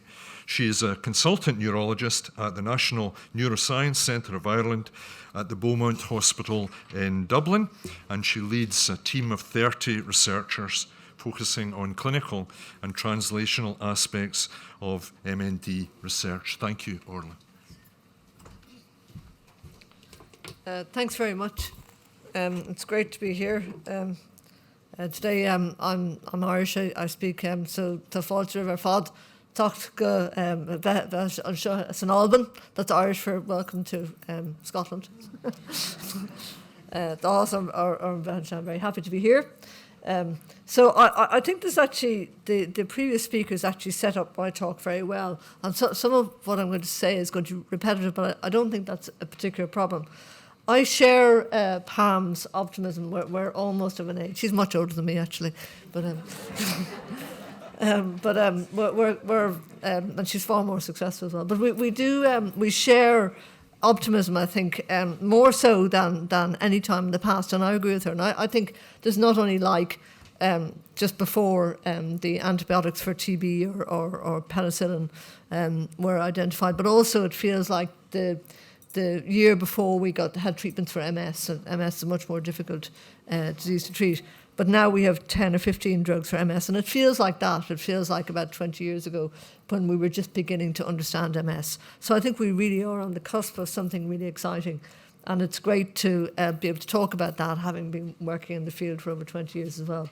And I think one of the things that came out of all of the talks was one of the big challenges that we have. And I mean, I think the question that you asked, the challenge that you put to us is, why haven't we done better? And the answer is because the ALS, or motor neuron disease, is a human disease. It's not a disease that occurs normally in animals, and we have to make it in animals. And then we made all sorts of presumptions about how we could translate the findings or the successes that we had in animals back to humans. So if you're a mouse with motor neuron disease, and I don't know if there are any mice in the room here with motor neuron disease, it's your day that we can cure motor neuron disease in mice, and Pam has shown that. But the challenge is now to bring those successes with the caveats that are attached to them into humans, and that's really the challenge that we have now. Now this is the same, more or less the same slide that Brian showed, that ALS is a complicated disease. It's a combination of genes and environment in humans. So the mouse with motor neuron disease has a gene, a human gene, and that we can understand what that particular human gene is doing in that particular mouse with that particular genetic background. But it's much more complicated and messy when we try and bring this into humans, because we're much more complicated organisms, we're much messier, and we have lots of different genetic backgrounds, and that's one of the reasons why it's been difficult to bring the findings from the mouse into the humans. As Brian said, that we have a combination of gene and environment, and if you have a genetic risk, there are a number of other environmental things that might happen that might make you develop motor neuron disease. We've been very good at finding the genes, and Brian mentioned Project Mine, and that's been very, very successful. Is a gift that we'll keep on giving over the next 10 or 15 years to understand the genetic basis, not just of the familial motor neuron disease, of which there are maybe 10 or 15% of people, actually probably more like 20 or 30% if you look at all of the genes, but also the non-familial, the types of motor neuron disease that don't run in families, but where there's a genetic component to that. That's going to be complicated. We're not there yet. There's a lot of work to do. It's very challenging from a mathematical and statistical point of view, as Brian pointed out. There are billions and billions of variations, but we're getting there. That is happening. So what we have learned, and I think what has come out of the previous speakers, is that ALS, or motor neuron disease, is a syndrome. It's a disorder that we can recognise as clinicians, like pneumonia is a syndrome, or cancer is a syndrome. So it's a condition that we recognise that as doctors we can diagnose and we can treat with symptoms, that the symptomatic treatment, the things that we can do to try and make life a bit easier. But like pneumonia or like cancer, actually sorting out what's going on underneath is much more difficult, and we need the tools to do that. So I kind of agree with the statement that if we have the techniques, we can come up with the clever ideas, and we can come up with the mechanisms. So I think that we are beginning to get there, and that's what my talk is going to be about.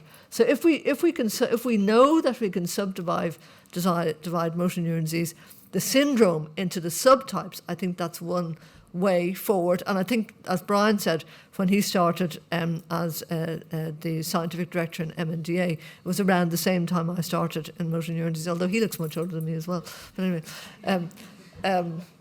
I think we did think it was one disease. I worked in Bob Brown's lab when SOD1 was identified, and I was 12 then.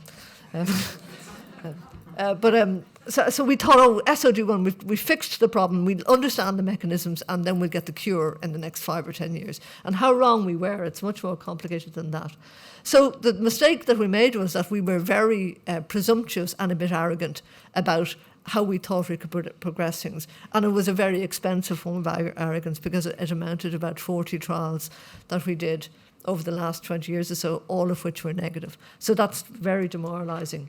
And some of the reasons for that are, as I said, that the animal-based approach has been very helpful in one way, allowing us to understand the biochemistry and the biology of what's going on, but we haven't really paid enough attention to the risks of bringing the work from the animal into the human.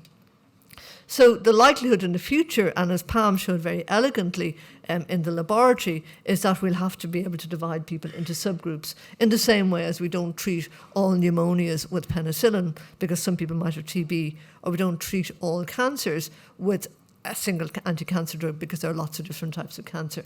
And it's the same method, it's the same concept. But one of the difficulties that we have, which is also mentioned, is we're not very good yet at we don't actually have the tools yet that can take out that can help us to subdivide the different types of motor neuron disease. We can't take a piece of the brain out and look at it and then put it back in. We can do it a little bit with stem cells, but there's a lot of complexity that we can't do there. It's kind of like looking at a play, trying to understand what's going on in the play by looking at the shadows of the actors on the wall, because we can't actually look at the play itself. We can't actually look at the full face of the actors. So we have to work really hard at a human level to build better ways of understanding how the brain works. And we also have to be better and clever about how we design our trials. And actually a lot of this meeting is going to be about those last 2 points. We'll get a lot of the basic science as well at this meeting. It's very important. But what we really need to do, and I need to do as a clinician and the other clinical people at this meeting, are to really deliver on the last 2 points there. So most of my talk is going to be on that. And I think that we won't be treating just the motor neuron and motor neuron disease. I think we'll be treating lots of different parts of motor neuron disease, because lots of different parts of the nervous system give trouble in motor neuron disease. So we can divide it into this very complicated, but phenotype, is it upper or low motor neuron? Is it PLS or is it ALS? Looking at, we can divide by genetics, we can divide by whether thinking is affected, we can divide by whether behavior is affected. We can use some of the newer tools that we have to see whether they're changing, like the changes in the brain, using imaging or using brainwave testing. And so then we can develop new outcome measures as well. We can divide people based on some of the characteristics that they might have, and then we can use better outcome measures, because some of the outcome measures that we're using are very antiquated. I'll talk a little bit about that. So what's the implication for this in the future trials? Well, the thing is that it is really exciting because all of the technologies that you've heard about before my talk have allowed us to develop or to seek to test many, many new drugs. There's a lot more drugs on the horizon than there were even 5 or 10 years ago. So probably about 10 years ago, there was this concern that there was a crisis in innovation in the neuroscience, and companies weren't going to be interested in developing new drugs in neuroscience. That's just plain wrong now. There are 15 or 20 new drugs under development by industry, and there are many, many, many other drugs that would be suitable for repurposing in the stem cell laboratories. So there's a lot of opportunity here, and we shouldn't mess it up. So we don't want to mess it up anymore. So at the moment, there are 24 phase 2 trials and 4 phase 3 trials listed on clinicalgov.com, which is the site that collects all the information about clinical trials. It's a US site around the world. So lots and lots of trials underway. But all of the trials really should be focusing on this concept of precision medicine that Pam mentioned. This is the Wikipedia definition of precision medicine, which is that it's tailored to medical treatment, the right drug for the right patient at the right time. So we've set up a consortium in Europe actually called TRICALS. It was set up by Leonard Vandenberg in Holland and myself. It's called Treatment Research Initiative QLS. It's a very clunky term because it's Dutch. They're very good scientists, but their command of English leaves much to be desired. So it's called TRICALS. He's not here. And that's some of the members of TRICALS here. We have a European consortium called NCALS. We met, and that's in Trinity College a couple of years ago when we met. So the mission of TRICALS is exactly that. It's to get the right drug for the right patient in the right time and the right dose. And we don't have a lot of time to this because we want to be able to treat people. So that's what we want to do. So we put together a roadmap for the future to develop to get better drugs at the right time and the right patient and the right dose. So there are a number of different lanes or pathways that we've decided we're going to invest in over the next 5 years. And so I'm going to go through some of these really quickly. So we want to select people better. This is what Pam was saying with motor neuron disease or ALS is heterogeneous. It's like pneumonia in the past or like cancer in the past. So we need to get better ways of understanding the different subtypes of motor neuron disease. So we have some ways of doing that. We know that there's a lot of variation in how fast the disease progresses. And we know that some of these reasons, as Brian said, age of onset, the burden of disease and whether the brain is affected in other areas as well, whether it starts in speech and swallowing or the arms and the legs, and how fast it progresses. So we know a little bit about those things and genetic background.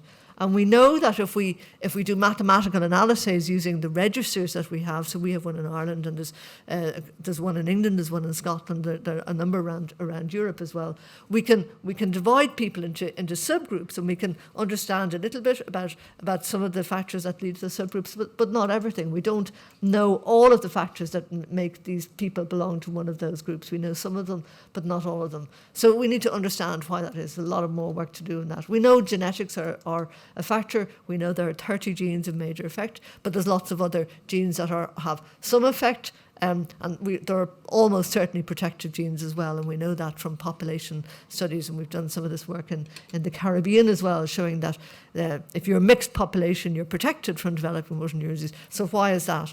What are the factors that are both making some people more prone and some people less prone? A lot of work to happen there. We're not really there yet. I think it'll take some time for us to be able to segregate people who don't have a single gene genetically, but I think it will happen. We can already select people using an algorithm or a work plan that was developed by Leonard Vandenberg's group in Holland. So you can put in a number of parameters about the condition and it'll give a probability of survival. Actually, it's not surprising that Stephen Hawking actually lived as long as he did. Using our prediction model, we would have predicted that Stephen Hawking lived as long as he did, and then he got ventilated, and then he lived a lot longer. So our prediction model would have predicted Stephen Hawking's outcome as well. We also need better biobanking, so we need samples from people, like pieces of skin, so we can develop stem cells. We need to understand if there's inflammation going on. Some types of motor neuron disease seem to have evidence of inflammation in their blood, so we need to be able to collect blood samples from people. We need to be able to develop these iPS cells that that our speakers have been talking about. And also we need to be able to collect brain and spine for people who sadly pass away, so that we can do further studies such as Pam showed in her presentation. We also need to recognise that motor neuron disease, even though it's called motor neuron disease, isn't just a disorder of motor neurons. And we know now that a very high proportion of people will have a little bit of thinking problem and a little bit of behavioural problem. And we can divide motor neuron disease now into people who are more likely or less likely to have thinking problem, and also more likely or less likely to have changes in their behaviour, and also the types of changes in behaviour that people might get. So not everybody gets it, but some people do. And that's also a way that we can segregate people. We need to understand why that happens, what are the factors that drive that make some people be fine and not have any thinking problem at all, and some people to develop a dementia. So we need to understand that as well. And there are clearly factors that are doing that. So that is subtyping. We also need to develop biomarkers, ways of identifying what's going on in the brain. So biomarkers of disease to measure disease progression. At the moment, we have something called the ALS FRS, and you can actually do that on your iPhone. You can measure the types of disability that you have using this functional rating scale. And it's a 48-point scale, and we use these in trials all the time. But actually, when we dissect out that scale, which we've done a couple of years ago, it's not a very good scale because it's not a straight line. So that's not a particularly good outcome measure if you divide it out into subgroups. So we need to understand why that is and get better scales that we can measure outcome more accurately. So what kind of biomarkers might we want to look at? Well, we need markers of thinking, behaviour, and also markers of the overall way that the disease is progressing. So better imaging. We have good MRI scanning now, and there's actually today and tomorrow, there's a meeting of the people who are interested in brain imaging going on in Edinburgh. So there's a group of people worldwide who are building programs so that we can get better ways of imaging the brain so that we can identify the changes that happen in the brain, and we can measure that in clinical trials. So that's happening already. So we can now reliably distinguish the different parts of the brain that are affected. So it's not quite as good as taking a piece of the brain out and looking at it, but it's getting there. It's better than it was. It's better than just getting an X-ray of the chest for pneumonia. Now we should be able to define what parts of the brain are becoming more affected. So this is one set of images that we generated, just showing the differences in people who have the C9orf variant versus people who don't. But that's a couple of years old now. There are many more brain imaging studies that will allow us to understand even to a greater extent what's happening. We can also look at brainwave activity. Brainwave activity is very cheap to measure because it's just putting an EEG cap or an electroencephalograph cap on the person, and then collecting the brainwaves that are happening using mathematical tools, complex engineering-based processes. We can start measuring what's actually going on in the brain in real time, and that can tell us what's going on in terms of the parts of the brain that might be affected to a greater or lesser extent in motor neuron disease. So that can be very helpful as well, and we can also identify the sources from where these changes in the brain are happening using mathematical modelling as well. So that can give us a lot of information, again, more tools that we can use to understand both where disease is happening and how it's progressing. And those tools then we can use to segregate people out into different subgroups, and also to measure the effects of drugs on the brain, which we haven't been able to do up to now. We also need better laboratory biomarkers. So we have lots of studies going on looking at things that change in the blood and the spinal fluid that might give us both a clue to how the subtypes of disease, but also clues to whether the drug is working or not. So we're working on that as well. What else do we need to do? We want to actually be really have a standing army of people interested in clinical trials, and also a standing group of people who want to engage in clinical trials. So we want to develop a pan-European platform to collect data and coordinate clinical studies. And we'll even let people who are not in Europe into that as well. If you're very good, we'll let you in, even if Brexit happens. So at the moment, where the groups that are involved in trying to put this pan-European electronic patient record are listed here, and as you can see, there are a couple of sites in the UK as well. So we're working very hard to develop that as well. And the plan is, as I said, precision medicine. So this is then we'll have a number of new designer treatments already in process based on genetics. These are talked about before, but based on whether there's a drug that works with a particular genetic subtype, and there are some examples of that as well. I'm just going to, in the last 2 minutes, describe 3 studies really quickly that are already just about to start, that will be not pharma-led but investigator-led. These are repurposed drugs that we think may work but that are outside a patent or that industry isn't interested in doing, so we will do these ourselves. So one of them is it's called Lighthouse 2, and it's actually a drug that's used in AIDS because we think that there may be, in some people, a virus that would otherwise be harmless becomes reactivated, and that might be driving motor neuron disease in some people. There's another study called ADORE, which we're designing, which is the tablet form of edaravone, the tablet form of Radicot or Radicava.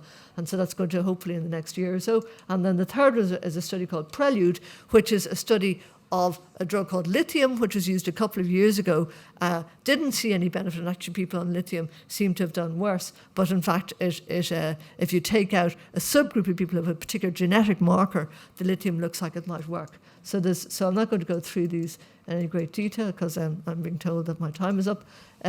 But these are the antisense oligonucleotides. So these are really exciting. So eventually, motor neuron disease or ALS will be segregated based on these different characteristics, like I said earlier, with different outcome measures depending on the characteristics. So the future is going to look like this. We'll have lots of different characteristics. We'll be targeting different drugs, will target different aspects of the disease.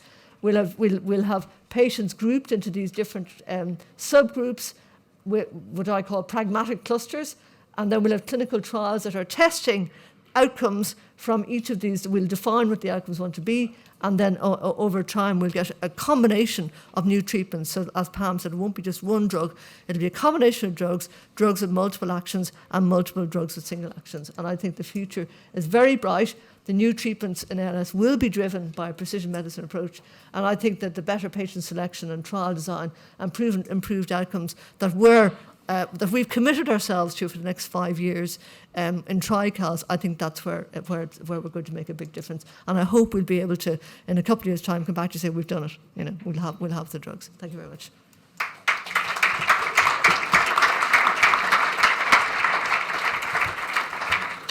Thank you, Orla, for a very wide-ranging and fast-paced presentation. I'm sorry to press you a little bit at the end here. And also thanks for citing another brilliant example of European partnership. Not that we're taking sides in this Brexit debate, but just put that down as a marker and leave it there.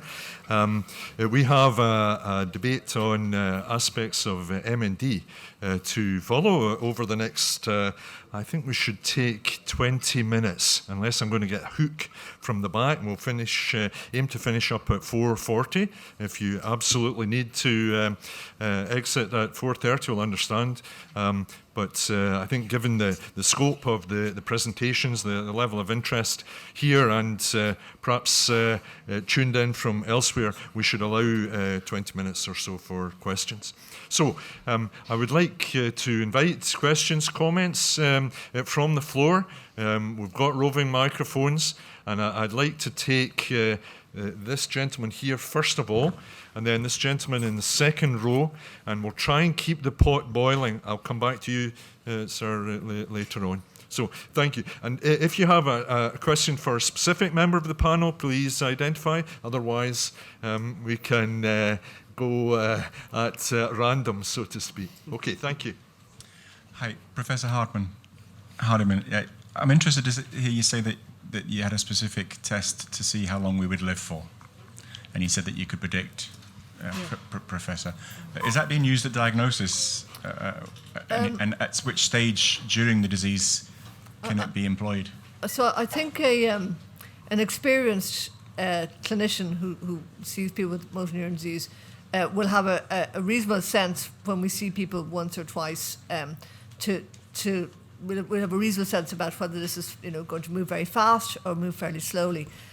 So what we did was we took 6 or 8 different things that we could measure in the first or second visit, and just did a sort of a mathematical model that provided within a, there's a margin of error as to how long somebody is likely, whether it's going to be very fast or very slow. I'm not sure that it's particularly helpful in a clinical setting to do that, but it's very helpful if we're recruiting people into clinical trials, because we can then make sure that we have the same proportion of people in each arm of the trial, whether somebody is on the treatment arm or the non-treatment, the placebo arm.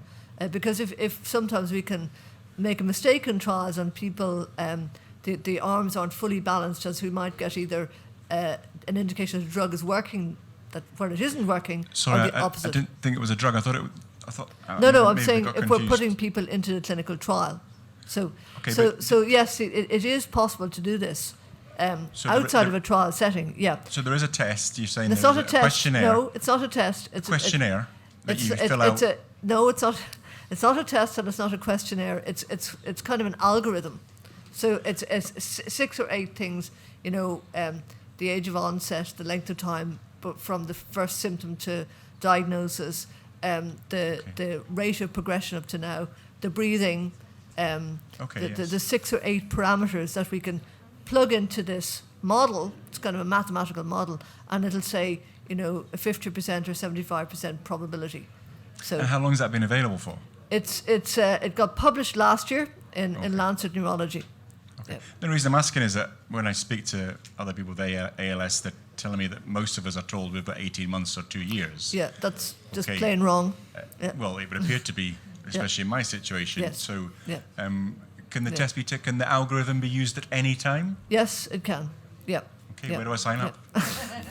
The reference is there. It's in Lancet Neurology. Hank Jan Vestingham is the first author. I'm going to remember that. Give it to you later. I'll give it to you later. Yeah. Okay, thank you for your question. There's a gentleman here, and was there another hand raised in the hall? Yes, this lady here. So we'll take this gentleman, and then I'll come back to you just in a moment. If the gentleman on second row here, you got the microphone working? Yep. Can you help the gentleman there? You ready? Hurry. If not, we'll go to the lady.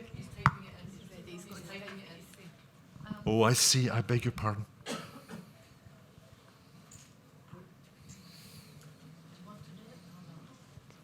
Perhaps we'll come back to that gentleman. Miracle study using interleukin-2 in conjunction with riluzole being conducted in France and at the Queen Elizabeth Hospital in Glasgow.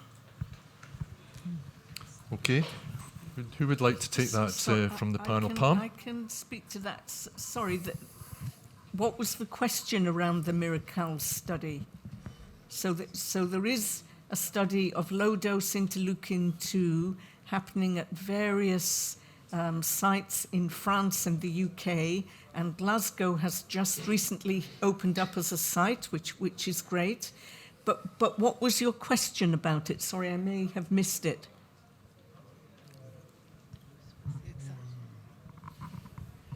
Maybe if we have time at the end. It wasn't mentioned.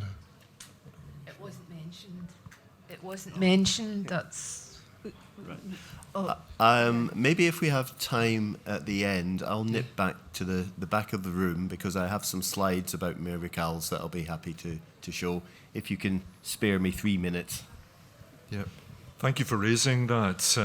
It's a really important development, I think, that Brian had highlighted earlier. So I think it is really important because for the first time we're nesting into the trial the biomarkers and so on that Orla's been talking about. So it's a big commitment from patients to take part in that trial because we're measuring what happens in blood and cerebrospinal fluid, and we're measuring what happens on riluzole first for 3 months before the experimental drug. So really important. I think it's simply the time available. We couldn't go into every individual trial, but it is a really important study. Yes. So thank you for raising that.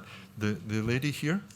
Hi, mine's not very technical, but I've been on Brazil for about a year and a half. Not much has happened, but I did notice in your conference there the interesting factor of inflammation, and that brings me to inflammation where people fall, or inflammation on viruses. This stands out in my mind as not being technical, but quite a big factor. And I'm interested to see how you can deal with inflammation. Also shock to deal with people.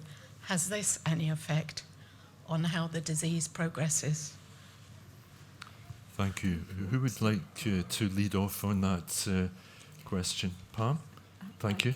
I can start, and maybe Orla would add something. So I think it is recognised that inflammatory cells is really important in terms of the progression of MND. It probably doesn't start it off in the first place, but as the motor neurons begin to get damaged, those microglia that we heard about from the stem cell presenters start, whereas initially they may be protective towards motor neurons. As the disease gets going, they can end up being damaging to motor neurons. So the Myrical's trial of low-dose interleukin-2 is all about trying to suppress inflammation.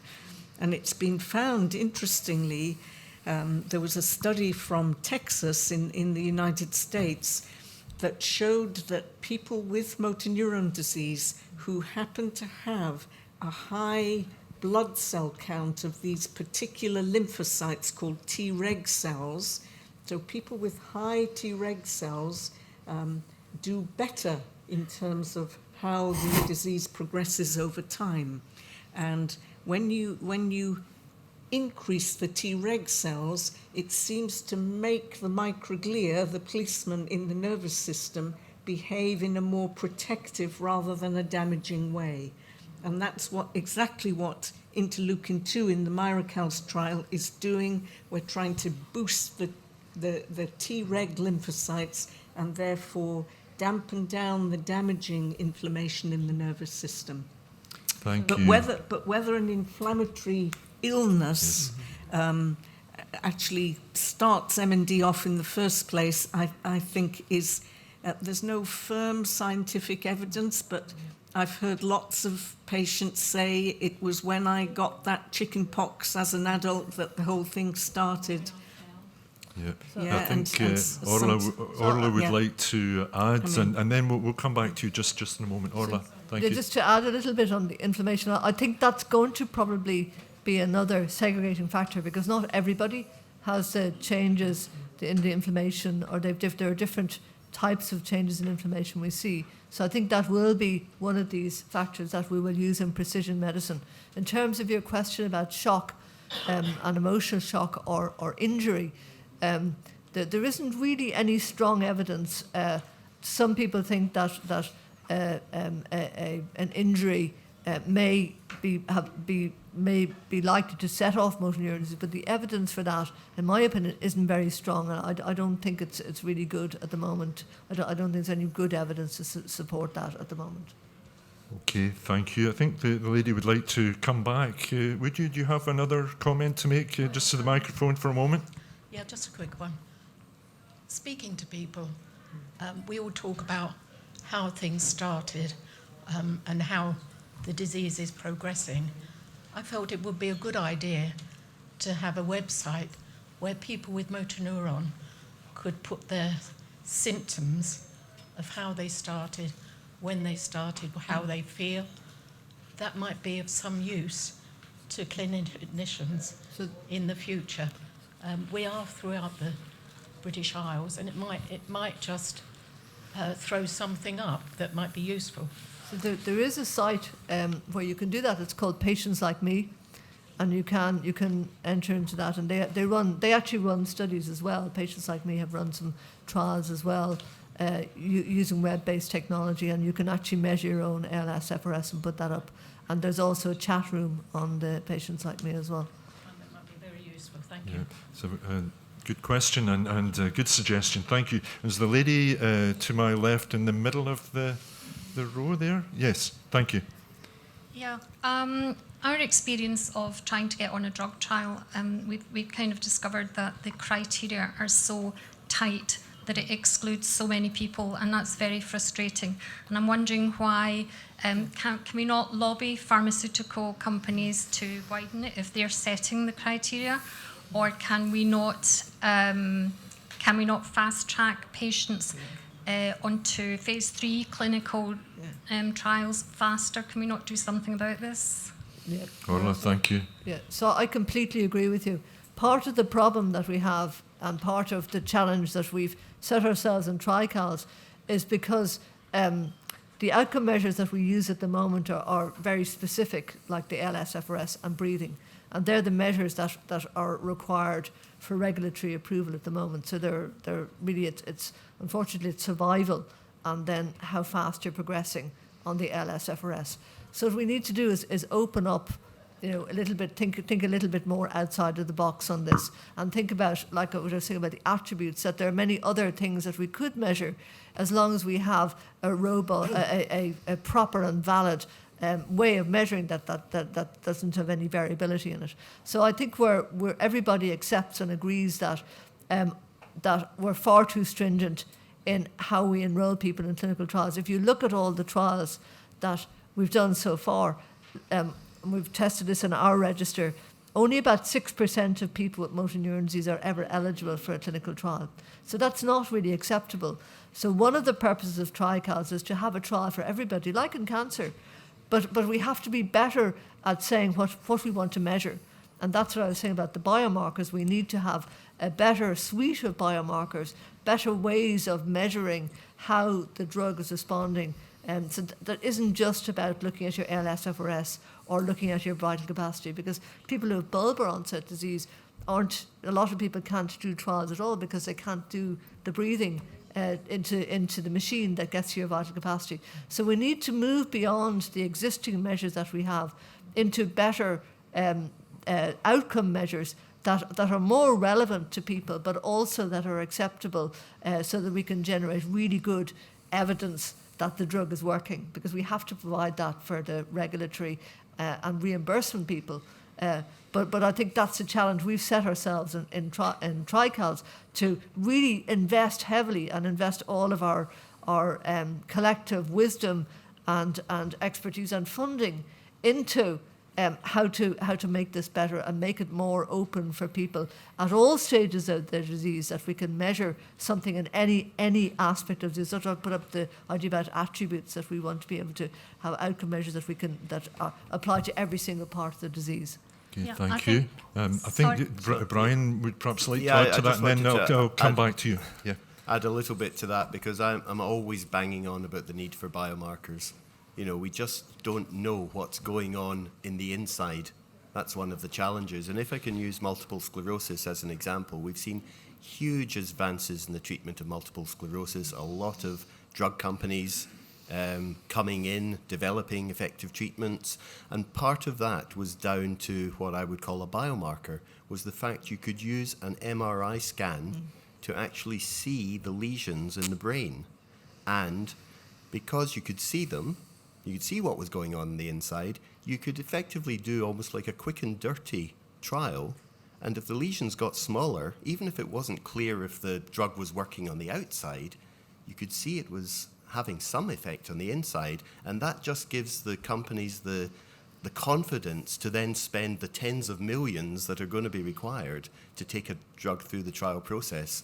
So, it's one of the reasons that with the Ice Bucket Challenge money, the biggest single project that the MND Association has invested in is actually developing a large biomarker collection from well, hopefully up to 900 people with MND who will be participating and donating samples at regular points through the course of their disease so that we can try and identify a blood test, a CSF test, maybe an MRI scan in combination that will help us to predict how a person's likely to progress. But then if we can recruit people who are likely to progress in the same way in trials, that means smaller trials. Smaller trials mean cheaper trials. Cheaper trials mean more trials. But I think it's more than that, Brian, as well. I think we need to be able to measure other aspects of what's going on as well. So that, because the constraint, really, the 6% is constrained by the likelihood of having an ALS-FRS, and that's what we use, the likelihood of that moving at a particular rate. So if we have other ways, not just the ALS-FRS, but other ways of measuring disease progression that are data-driven, like imaging or this brainwave testing that we can do. They're the corollary of the MRI scan with gadolinium for MS. Although that's not completely fixed yet either, because the secondary progressive phase of MS has the same problem that motor neuron disease does. The MRI doesn't really work there in the way we use it. So the MS people are in the same boat as we are in terms of how do we measure progression, how do we get people with later stage disease into trials where we can measure something to determine whether the drug is actually working or not, because our measure is just not sensitive enough at the moment, and that's the problem. Okay. But I think, just to reassure you, the clinicians who see people with ALS are at one with you on this. We completely agree with you, and we are as frustrated as you, and we want to fix this. And I just to give you an assurance that, you know, those of us who are engaged in trials and those of us who see people with ALS who are also engaged in science want this fixed as well, and that's what we're going to work on. That's the big challenge for the next 5 years for us. Okay, thank you. I hope that provides some reassurance for you. Do you wish to comment further? Yeah. Would you like to use the microphone there, please? Thank you. Yeah, my wife tried to get on the microcals trial, and what the problem was that she was already, when she was diagnosed, you're automatically given Rizil. And that excludes you from the microcals trial. So it took us a little while to realise that, by which time, okay, now she's excluded. So had the person who diagnosed us said, would you like to go on any trials, therefore don't take the Rizil now until such times as you've been rejected from the trial, that would have helped. Okay.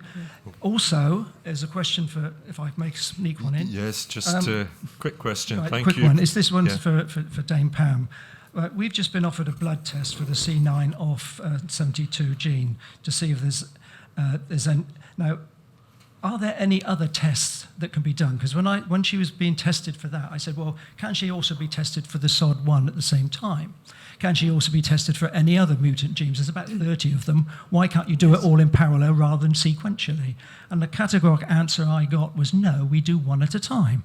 Now, bearing in mind that this disease, you might not be around for the second or third test, is that a sensible way to go about it, or is there a real reason why you don't do it? Thank you. There are a small number of centres, and Sheffield is one, that will screen the whole panel of 30 genes. We tend to start with C9 because the change is in a linker sequence and not in the coding sequence of that gene. You test for that in a different way. So we test for C9 and then we do the panel of 30 genes. There's a cost to that, and gosh, it costs about, it is, let me work out, because the number of genes has recently gone up. It costs about £1,000 to run the 30 genes. To run 30 genes? Yeah. That's good value for money, isn't it? Yeah. But I think not all NHS departments accept those costs. Can I just comment as well, because there's been a lot of discussion around genetic testing and what genes should we test for and who should be tested for what. And there's a very nice piece of work that was done a couple of years ago by the Italians looking at the frequency of the gene variants. And the reality of the situation is that in European populations, the big genes are C9orf, SOD1, TDP43 and FUS. And actually the other genes are of theoretical academic interest, but in terms of what we're going to do, they're actually very, very rare. So they're very useful to model the disease, to allow us to understand what might be happening in terms of the biology, the very complicated biology of the human. But in reality, from a clinical practice point of view, those four are the big ones. And in fact, in Ireland, where I come from, we don't have any SOD1 at all. So we don't test for that because it's just not there in Ireland. Our population doesn't have it. So each population is a little bit different as well. So for example, C9orf isn't an important gene in Japan, where there's another gene called optineurin. So the genetic testing also is determined by how the likelihood of finding something, and secondly the likelihood that we might be able to do something with that from a clinical point of view. But I think there may be further development. So as part of the Ambrosia study that Brian mentioned, where we're systematically collecting samples from volunteer patients, so as part of that, everyone who goes into it that gets the 30 panel of genes screened, and things are coming out quite frequently on that in patients with no family history of MND, but we're finding one of those genes, or sometimes more than one of those genes, is altered in people who appear to have sporadic MND. So I think there are going to be further developments. Okay, thank you. I think with respect to, I'm going to have to move on. Please, could you? Yeah. Yes. Yes. Yeah.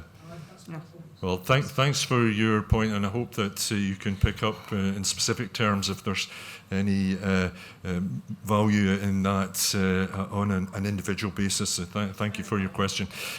We have questions coming in from further afield. I think we have time. I'm looking to Craig here. I think we have time for one more, and I would like to give that privilege to the audience out with these four walls. And I think Niamh has the question. Thank you, Niamh. Yes, thanks. I actually have four questions, but I'll just go with the first one that came please. in. Okay. And this is a question to all the panellists. Lee says, firstly, thank you for choosing to work in the most challenging field of human disease research. How do each of you see the path to delivery of an effective therapy mapping out over the next 5 years? Just a nice little question to finish with. I think can we give each of the panelists a chance to take a stab at this? And I'm going to give you 60 seconds each. Okay, maximum. Go. So what we found out in all this meeting is we know that this brain disease is pretty complex. 5 years seems to be a short time, but what we can promise, or what we are trying to achieve, is with all these tools and developments, we are trying to accelerate whatever we try to do. I mean, there's always an accelerate button than the day before. That's one thing for sure, what we're trying. I don't know whether within the 5 years we'll find something, but again, with the clinical trials or everything, what is evolving, even the clinical trials are evolving. So, and the repurposing of drugs can probably get somewhere. Okay, Pam, thank you. So I'm a glass half full person for several reasons. So firstly, I think within the next 5 years there are going to be several gene therapy trials that will come to fruition, and I hope will show positive results for that subgroup of patients. Secondly, I think some of the university academic labs, and we've heard some detail about this from several of the presentations, we can now model to a certain extent motor neuron disease in a dish, and we can screen lots of drugs and potential therapeutic approaches. Thirdly, I think pharmaceutical companies have changed. So they're very interested in motor neuron disease. The market size isn't huge for them, but if we could do for MND what we can do for multiple sclerosis, the market size would hugely increase. And there's great interest now. There's been a sort of resurgence of interest from pharma companies in neurological diseases, and they're linking with academic departments and developing partnerships in a way that didn't really happen before. And if you're doing all the bioscience within a pharma company and you don't get a quick result, they kill that program and move on to something else. But the academic labs don't give up, they keep going. And pharma are linking, I think, in a very positive way with the academic laboratories now. So for three reasons, I'm optimistic that we will have made some progress in the next 5 years. Thank you. Brian? I'll come at it from a slightly different perspective, working for a research funding agency as well as a patient association. And, you know, in the past, drug companies who were running clinical trials used to kind of think on the patient associations as a bit of an afterthought. They'd start running their big trial and they'd think, oh, maybe we should start talking to some of the patients. Now I find they're coming to us at a much earlier stage. In fact, they're coming to us before they've even got to the early stage clinical trials. And I think that's a great, it's a great sign that they're showing so much interest, but also the fact that it allows us to signpost them in the direction of experts like Professor Hardiman, Professor Shaw, who are absolutely fundamental to key parts of the drug development process.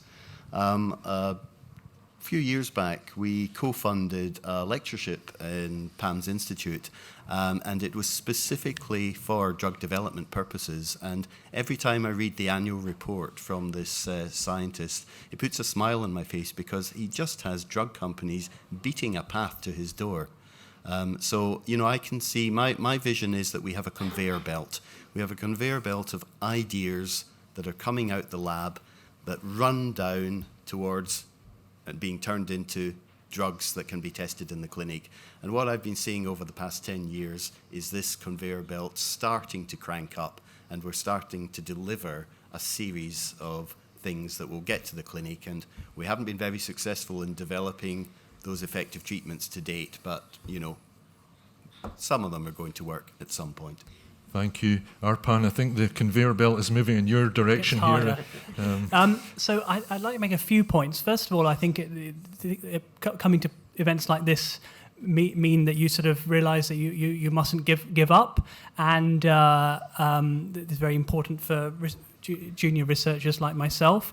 I think we're reaching a critical mass of ideas and findings, and I think one of the exciting things, I think, in the next 5 years will be bringing them all together through collaboration, and we've heard some examples of that here in Europe with the NCALS consortium, and I think, I think the next 5 years are about accelerating everyone, putting everyone's views together and coming up with a multi-pronged attack to alleviate this disease. Thank you. Orla? So I'm very optimistic. So I think we have a perfect storm in a way. So we have pharma interest for reasons that are around orphan drug and patents, and they've moved from blockbuster drugs into rare diseases, and all of the companies have done that now. And so that's very good for a disease like motor neuron disease, because it's a kind of, from their point of view, it's a prototype. If we can find some ways of slowing down or arresting motor neuron disease, it'll help with other diseases like MS and Parkinson's disease. That's the first thing. So pharma is interested. The second thing is that we're beginning to develop the technologies where we can look at new drugs in a really fast way in the laboratory with the iPS cells. So we can do much cleverer and smarter and cheaper ways of screening new drugs. But I think the biggest thing of all, and the mistake that we made in the 10 years up to about 3 years ago, was that we recognised what a mess we've made of clinical trials. And I think the next 5 years is going to be fixing that mess. And I think that we'll be much cleverer about the way we design clinical trials. They'll be cheaper and smarter and more inclusive. So in the 5 years in the next 5 years, I see motor neuron disease being divided into constituent subgroups. Not all of them. We won't have fixed all of them. We'll definitely have treatments for some of the genetic forms. We'll have much better outcome measures. We won't be constrained by the ALS-FRS slope and vital capacity and survival. We will have other things that we can measure. The work that Brian is funding, the work that others are doing in biomarkers, both for diagnosis and also to look at disease progression, and also to look at whether the drug is getting to where it should be and whether it's affecting what we think it's affecting. So I think we'll have imaging tools, we'll have neuroelectric brainwave electric signaling tools, we'll have something called PET scanning tools, we'll have a lot more technology. So we'll also be able to get people at different stages of their disease into trials. It won't be just 6%, it'll be 6% of people who can't get into trials, and we'll have 94% of people who'll be able to get into trials. That's what I think, that's my vision, but I think we can make it happen. Thank you. Thank you very much. That's a really good question in which to wrap up the discussion. And I've just got a few brief closing remarks. I recognise there are hands raised right across the hall, and another 3 questions at least from further afield. So I hope that you'll recognise there are mechanisms for you to pursue these questions through the patient interest groups, perhaps as Brian was suggesting, offline once the formal session finishes.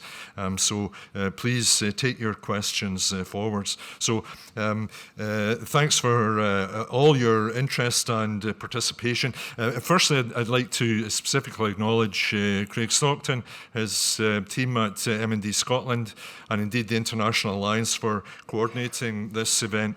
Thanks to everyone in the hall for managing the session, the IT and so on, the external links. Particular thanks to everyone in the audience for your attention, your participation.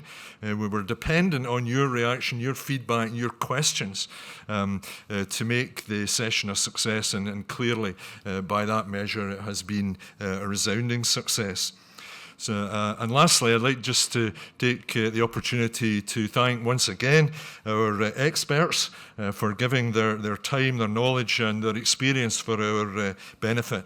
I hope there was something for everyone this afternoon. I've certainly gained a huge amount myself, and I hope the same is true for each one of you. So perhaps you could show your appreciation in the usual manner. Thank you very much.